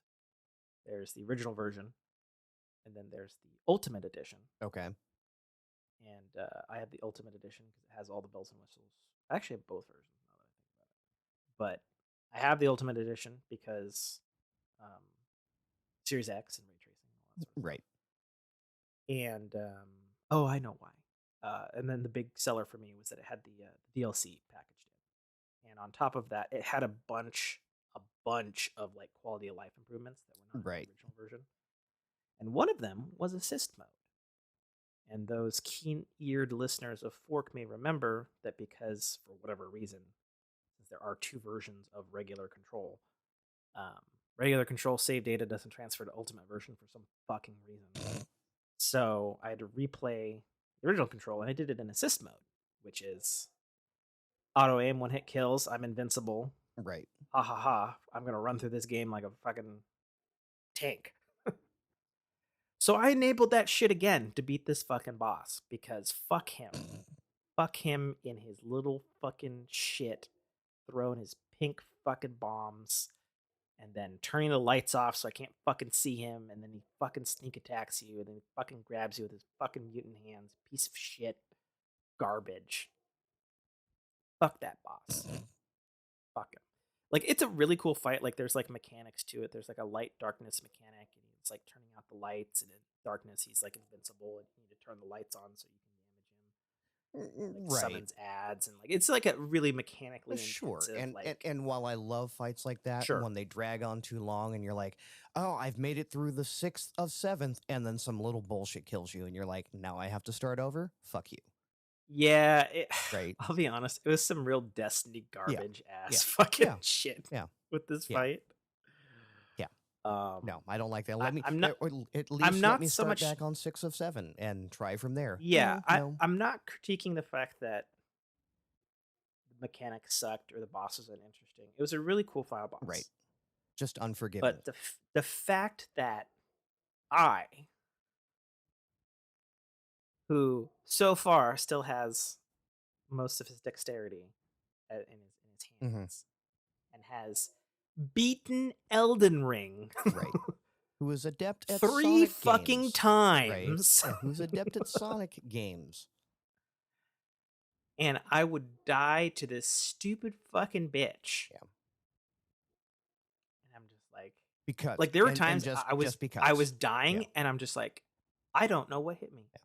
I don't know why suddenly I have no health and I'm dead. Yeah. Boom, back to the start of the whole fucking. Yeah. No.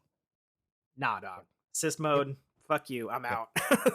Roll like I don't have time to roll this. I want to go credits. play the next Yeah. game. Exactly. So I did have to do that. I feel like on the one hand, it is cool that Control does not penalize you for enabling or disabling that, so I could still get the achievements and all that sort of stuff. Oh, that's nice. Like there's no achievement in that game for beating it on hard or Right. fuck you difficulty. Yeah. No. It just No. doesn't No lasso. exist. Right. Exactly. So yeah, I still able to get the achievements, but I still felt like a bitch doing it, especially because I spent all that time. I looked up a guide, and all the guides were doing the exact fucking things that I was doing. I was like, I'm fucking doing it Right. the right way. Right. And this man is decimating. Right. Yeah. He's decimating me like I got blue gear equipped, which is not a thing in Control. But like, Yeah. No, I get what you're saying. you know what I mean? Yep. It's like, what? Are you kidding me? Yeah. I'm not under leveled. I've got all my yeah. No, I get you. And no, like again, no shame in having a game that you can just go, fuck it, just get me through the story. Right? Yeah, It's exactly. there's no, it's not a fucking competition. My ego's not bruised. Mm-hmm. So And then the last thing on gaming, I took the plunge, Nate, oh, and I you got an Android phone? have.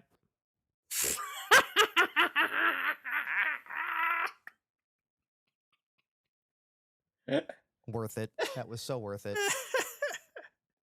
Okay, you took the plunge when you've recovered. Yeah. So I actually, I did get an Android phone. Old piece of shit. Fucking drawer. No. Fucking. You're so dumb. Thanks. Appreciate that.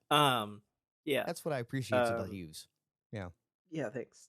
What was I gonna say? Oh, the tower. The tower. Oh, okay. Idle thing. I checked out all of the other apps the developer makes. Oh. And I have reports on all of them.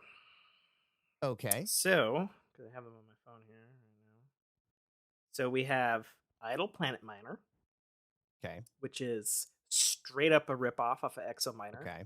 Except in space. Like I'm not even kidding you. Like there's like the same.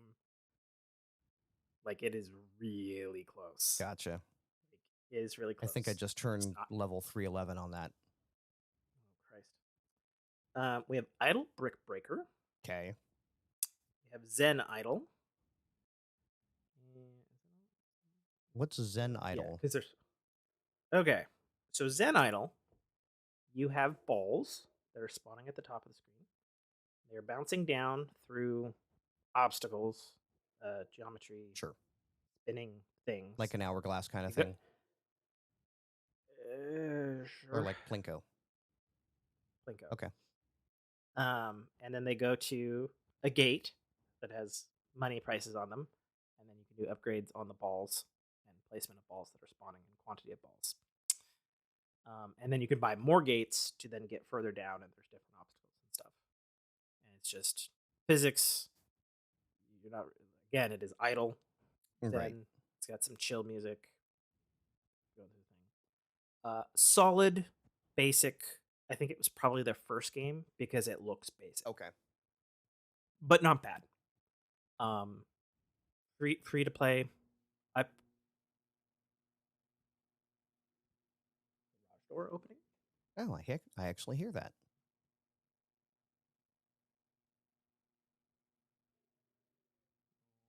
Is the wife leaving? No, okay. I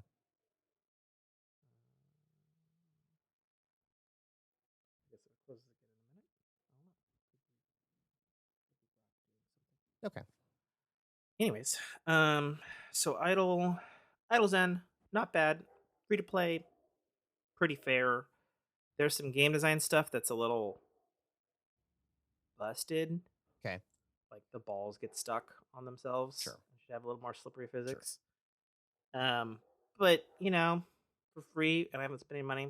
Not bad. Yep. Not bad at all.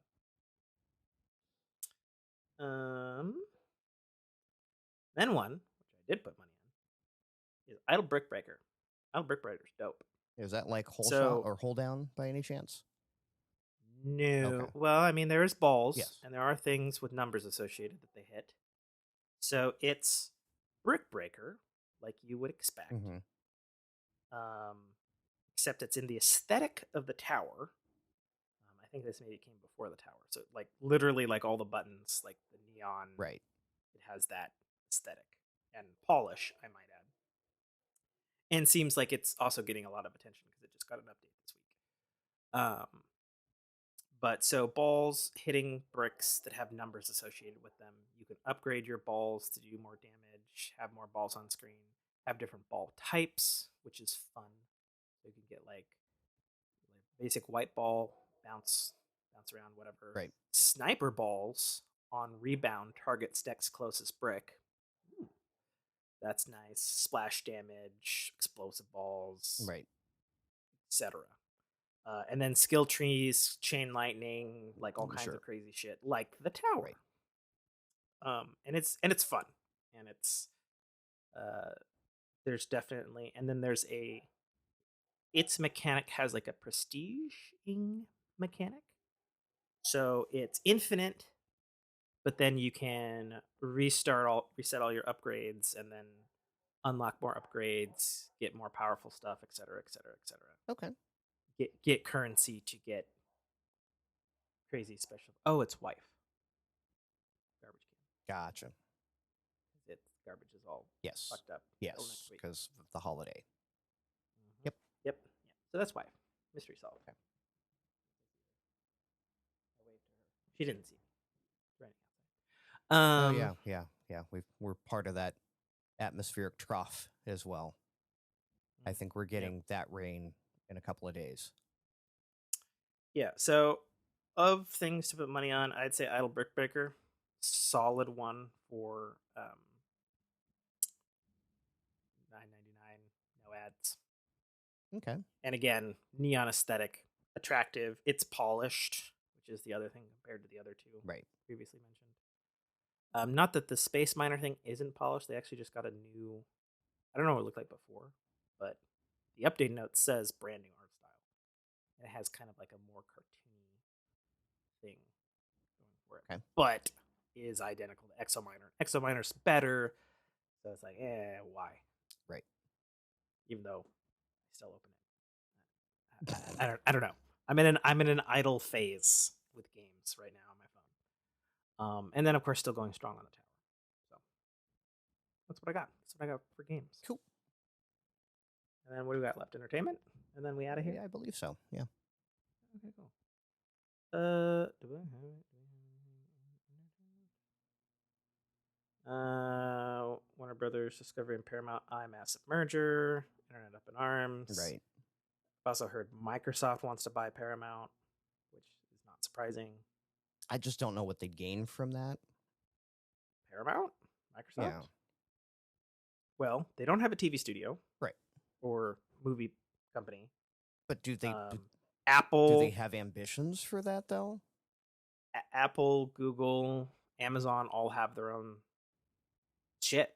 Sure. Microsoft doesn't. Sure.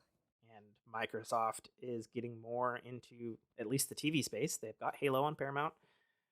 Season 2 of Halo coming out this month? Yes. I think. Next month. Yeah. February 2nd? Yeah, next month. Yeah. And we've got the Fallout TV show coming out on Amazon. So I think, they're probably seeing, and the fact that they bought Activision Blizzard, and so technically I guess they own the Warcraft movie. Now that I think about it, they own that. It's just one of those unless you've got, they probably want to leverage their properties. I guess. Like at some point in time, I'd be like, I control these things here. I'll just go ahead and license these out to you. Well, and let's look at it this way. Probably looks really good from the PR standpoint of like, hey, the house that's got Star Trek is now part of your favorite operating system. Sure. Can I get an Elcar skin for my Windows 11, please? An official one? Yeah, please. That busts every update. Yeah.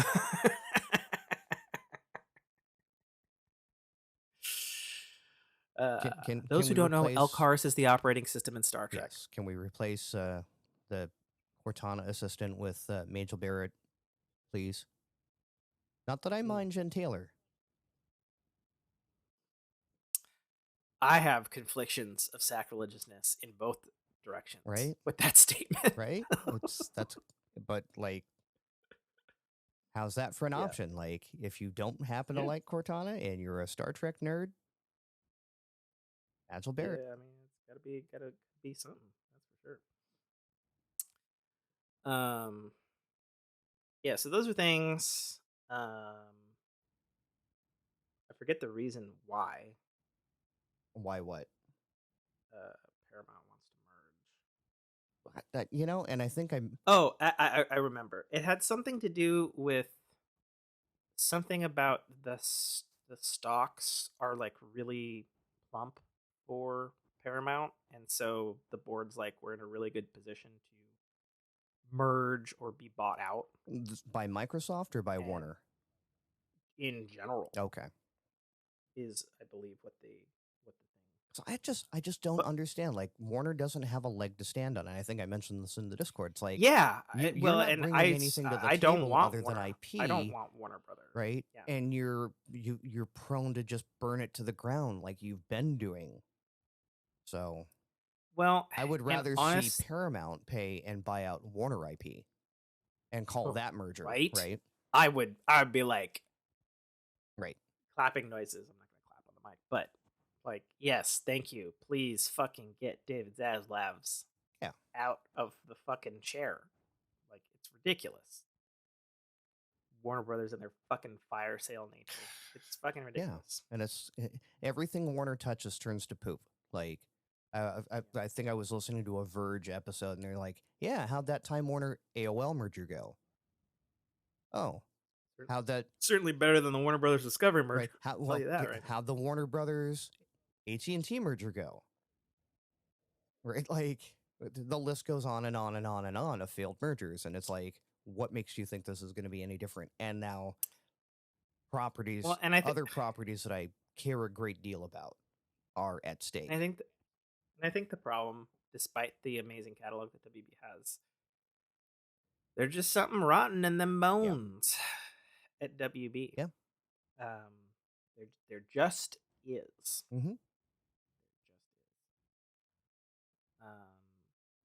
I guess speaking of WB, me and the wife got out to see the final DC Cinematic Universe movie, Aquaman and the Last Kingdom, Something Kingdom. Sure. I was bummed I missed like the first 10 minutes of it, which were apparently the funniest fucking part of the whole film. Because the lines were really long at the concession stand. Like, we were seated and there was like fucking 3 hours of ads, and I was like, I'm gonna go get popcorn. I'm fucking hungry now. I went for popcorn. It took forever, and I came back, and the movie started. I was like, fuck. Which, by the way, my RunP app is not working. Aww. I've reinstalled, I've relogged in, I've done everything they've said to do. Shit is fucking broken. Sorry. Permanently locked on, for whatever reason, it still has Transformers Rise of Beasts in there. And I've deleted the app, I've done all the things that you can do with an app on iOS as far as a troubleshoot. The app is fucking broken. It also hasn't had an update since like August, so I'm just like, bruh. We've had a whole ass operating system since then. Maybe that's the problem. Get your shit together, RunP. Maybe that's what broke it. I relied on you. Nate made me a believer. Now you failed me. You were supposed to be the chosen one. Yeah, exactly. I don't have much to say about Aquaman. It's a fun movie. It's a little predictable in the plot department. Sure, like very CGI heavy, which the first one was. Again, sure. Like a practical effect of being underwater for most of a movie. It's Yeah. Like Yep. Yep. Something that did stand out to me though. So there'd been a lot of stuff about because Amber Heard is still in this fucking film. And she had said on trial that her fucking role was fucking cut down majorly. Right. She only has like a few minutes of screen time. Having seen the film, that's a bunch of bullshit.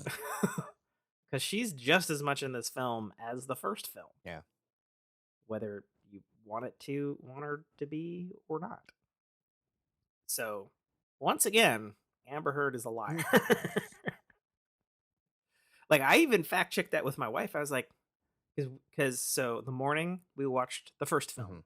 again, and then in the afternoon we went and caught a matinee, actually with in-laws, and we were all talking about it. We're like, so about the same time as the first film, Right. like that. There's nothing. She's a liar. Right. Like, that was the consensus with the whole group after the fucking film. And obviously bittersweet because that's the end of a 14-year journey with this particular slew of DC characters. Okay. I didn't realize it had gone on that long. Actually, no, when did Man of Steel was 2013? So 10 years? Yeah. Plus, That feels about right. I was like, dev time 14 before. seems long. Well, but with dev time, Yeah. or development Okay. time, you got pre-production and stuff on all those movies. Yeah. So yeah, it's about that. It's sad, but whatever. I guess. Moving on. James Gunn, we maybe trust. Maybe. Yeah. So, but yeah, as far as a sequel, I'd heard a bunch of people say that it's just like all the other fucking sequels, like rushed, bad CGI, terrible plot, etc. I didn't find it so. Having just watched the first film, it was pretty much tonally the same kind of thing. Sure. Um, it just felt like any other sequel where it was like there's maybe a bit more jokes and a bit more action and that sort of stuff. Um, I guess for me and my wife differ on this. I think the first film is the superior film. Um, and I think the reason is the sequel has a lack of surprise Sure. to it. Sure. Whereas the first film was just like, I have legitimately never fucking seen a film like this with fucking people riding on fucking crazy ass Right. seahorses with lasers and fucking aquatic shit and I sea mean, horrors. Like, this it's, shit's I fucking wouldn't even wild. say this is just Aquaman. This is most sequels in general. It's like now Yeah. you're working within the formula. So yeah. And I think that's pretty much my only knock about it, and probably why I like the first one more. Right. I think probably because it was new. It was and it's an still original thing, and now we have a sequel of that. Again, Avatar 2 is as beautiful as Avatar 2 when I think Avatar 1 was the better movie. Oh, right. I mean, I don't know. I've only seen Avatar 2 once. So I don't. No, watch it any again. critical But analysis. I would say on the whole, I enjoyed 1 better because again, Well, it was I need a whole ass other vacation to see 2 again. Yeah, but again, it was a new thing, and it was visually amazing. Oh, sure.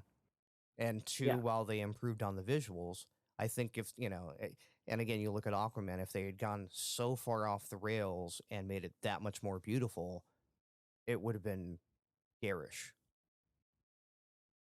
Yeah, I think so. Because I've said this before in favor of Aquaman 1. The thing that Aquaman 1 does that no other DC movie did was it landed right in the, we know we're a fucking Aquaman movie. Right.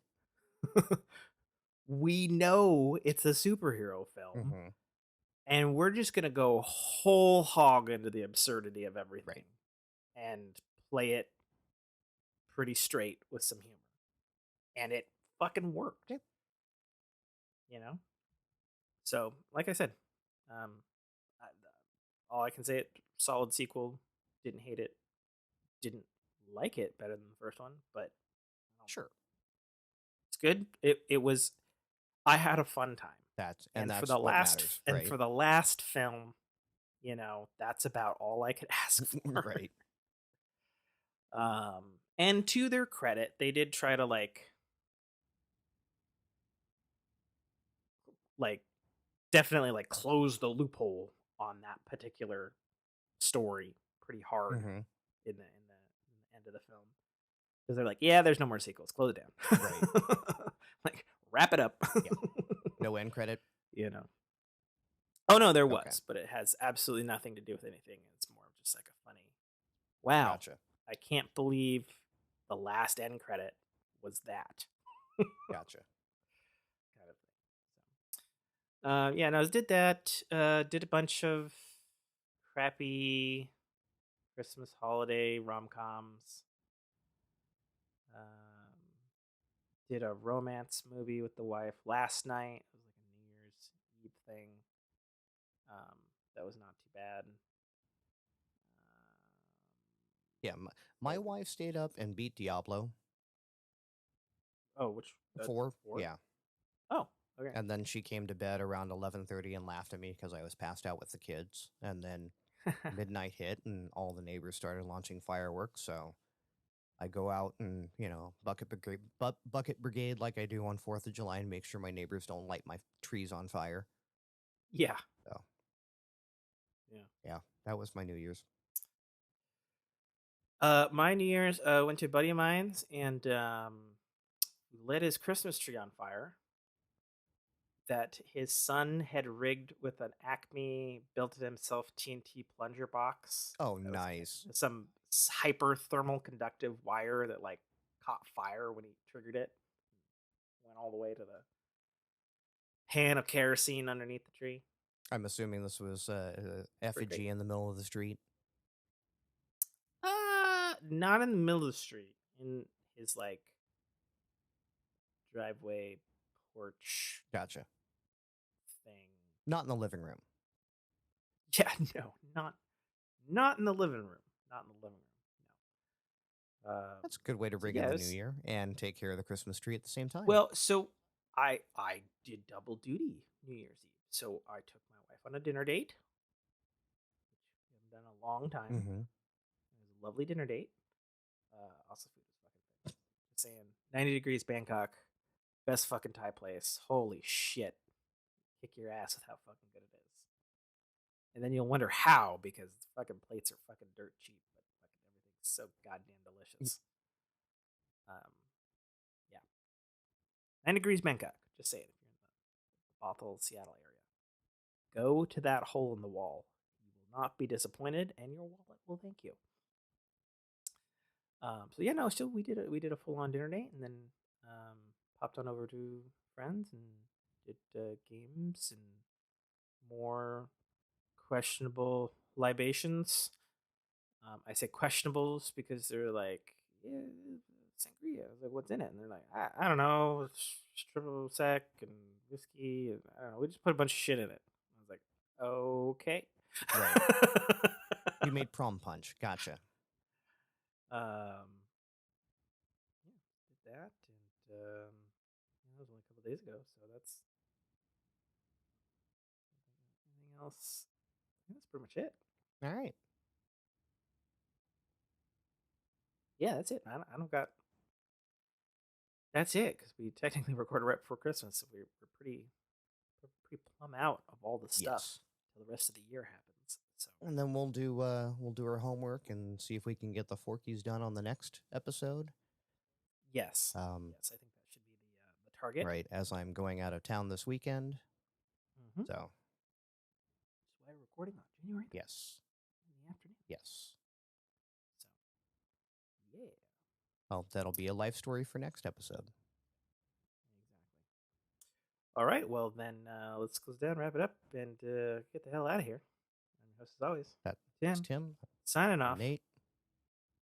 Get forked. Thank you for listening to a Dynamic Works production podcast. You can find our podcast at www.dynamicworksproductions.com. Feel free to email us at dynamicworks@mac.com.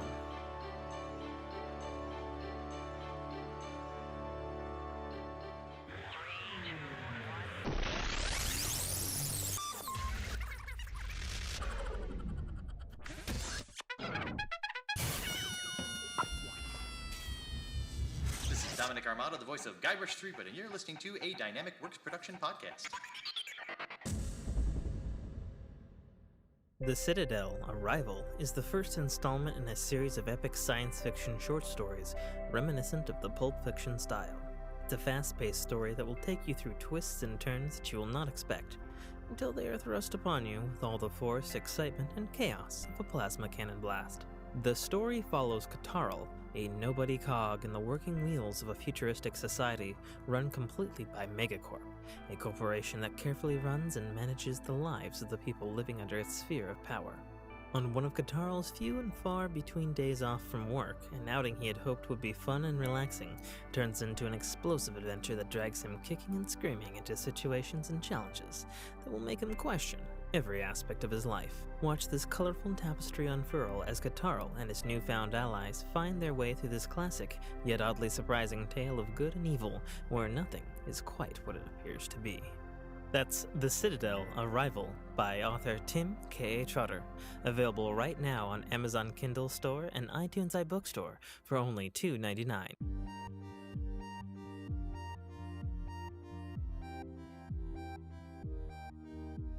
Hello? There you are. Why did you... Oh, can you hear me? Yeah. I joined and it just showed your little... Yeah, and then it said unavailable. Oh, I have to put a box here, don't I? Box? What, to keep things from moving around? Yeah. Okay, cool. I think this is set up like it was before. Do I sound... Yeah, you sound good.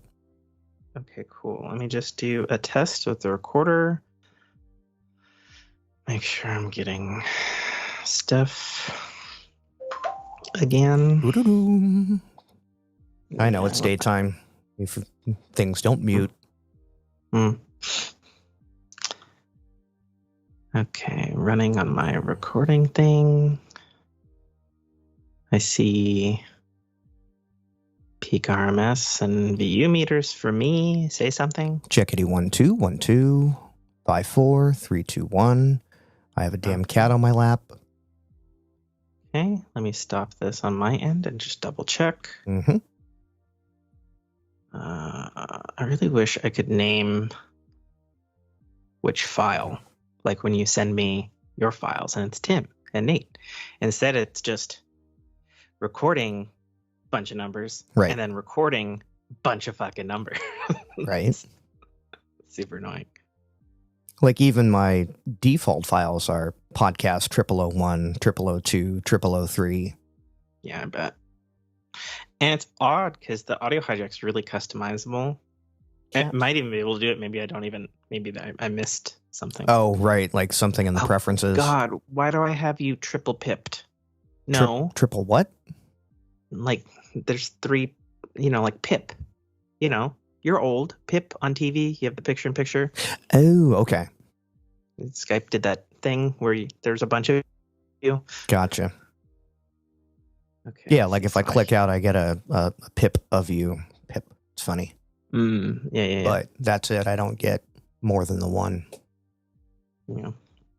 Okay, I hear you.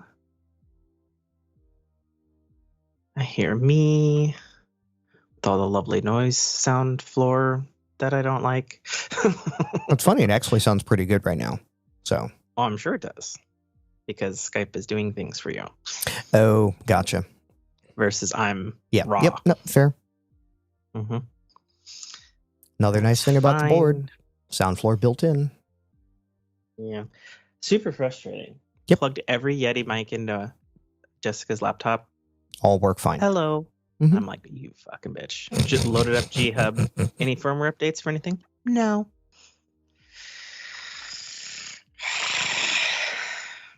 So it has to be on the Mac side. That's the only thing.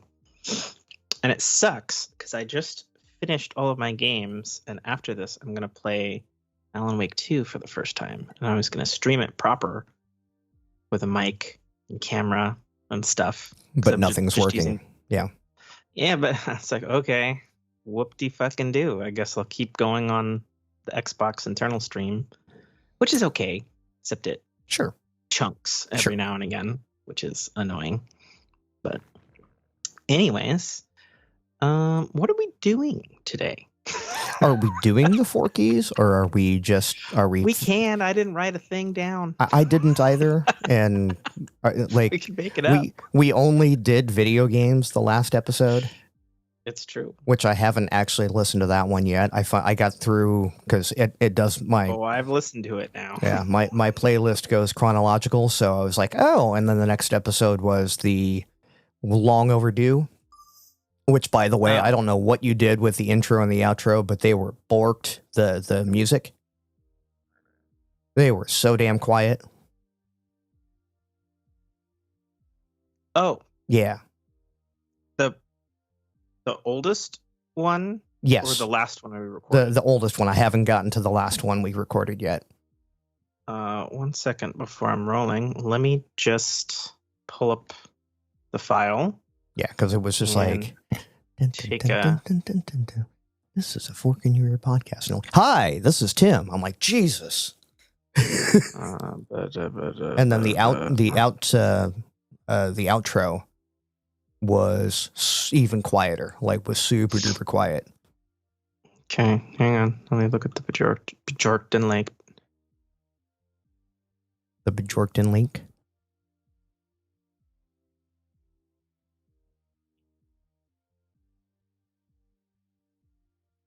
I mean, it is quieter. I wouldn't say it's crazy. Go to the outro. It's definitely a large difference. Yeah. And then the middle is much lighter.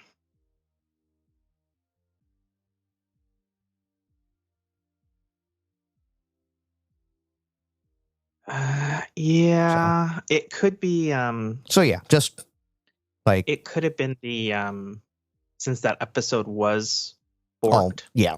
on my end. Yeah, and like I It said, could have I been haven't the, listened to the most recent one yet, so I don't know if that carried through. It was just that one in particular. And it just, again, more food for I'll thought try- than anything else. I'll try to what I bet it was, because it does that auto normalize pass when it renders the file. Right. I bet you because our tracks were much different than Yes. what it normally is. Fair. And it went, oh, these are loud, these are quiet. Okay. Yes.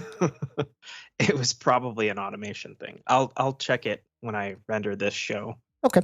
And stuff. Okay, so I'm gonna hit recording thingies here. I'm already doing it. I'm sure you've been doing it. Yes. As soon as I see the Okay. the join call, I hit my record Mm-hmm. so that I don't make the mistake I did that one time where it's like, oh, right, we're an hour into the episode. I'm not even recording yet. Okay, that's there. Like a I think that's- badum-dum. Those are good. I should But probably yeah, pull up Discord. Forkies or no Forkies, don't care. Like another episode will give me a little more time to do some homework. Yeah, if you want to push Forkies for another time, we'll just do a casual Yeah. ring spin a ring. Yeah. That's fine with me, since I have nothing prepared. Cool. Executive decision made. 1 second, I need to answer a text. Of course you do. I had to answer a text before I got on the call with you from my wife saying thank you. And I'm like, how much? Oh, And she goes, oh, no, for like getting home because you said you were podcasting and blah, blah. We're there is a family dinner, not like a formal thing planned for this evening. okay. So it was like the quicker we could get to this and quicker we could get out increases my Sure. chances of attending. Okay, let's do it. So Ready? yeah. And 3, 3, 2, 2, 1. 1. Cut in. Cut in.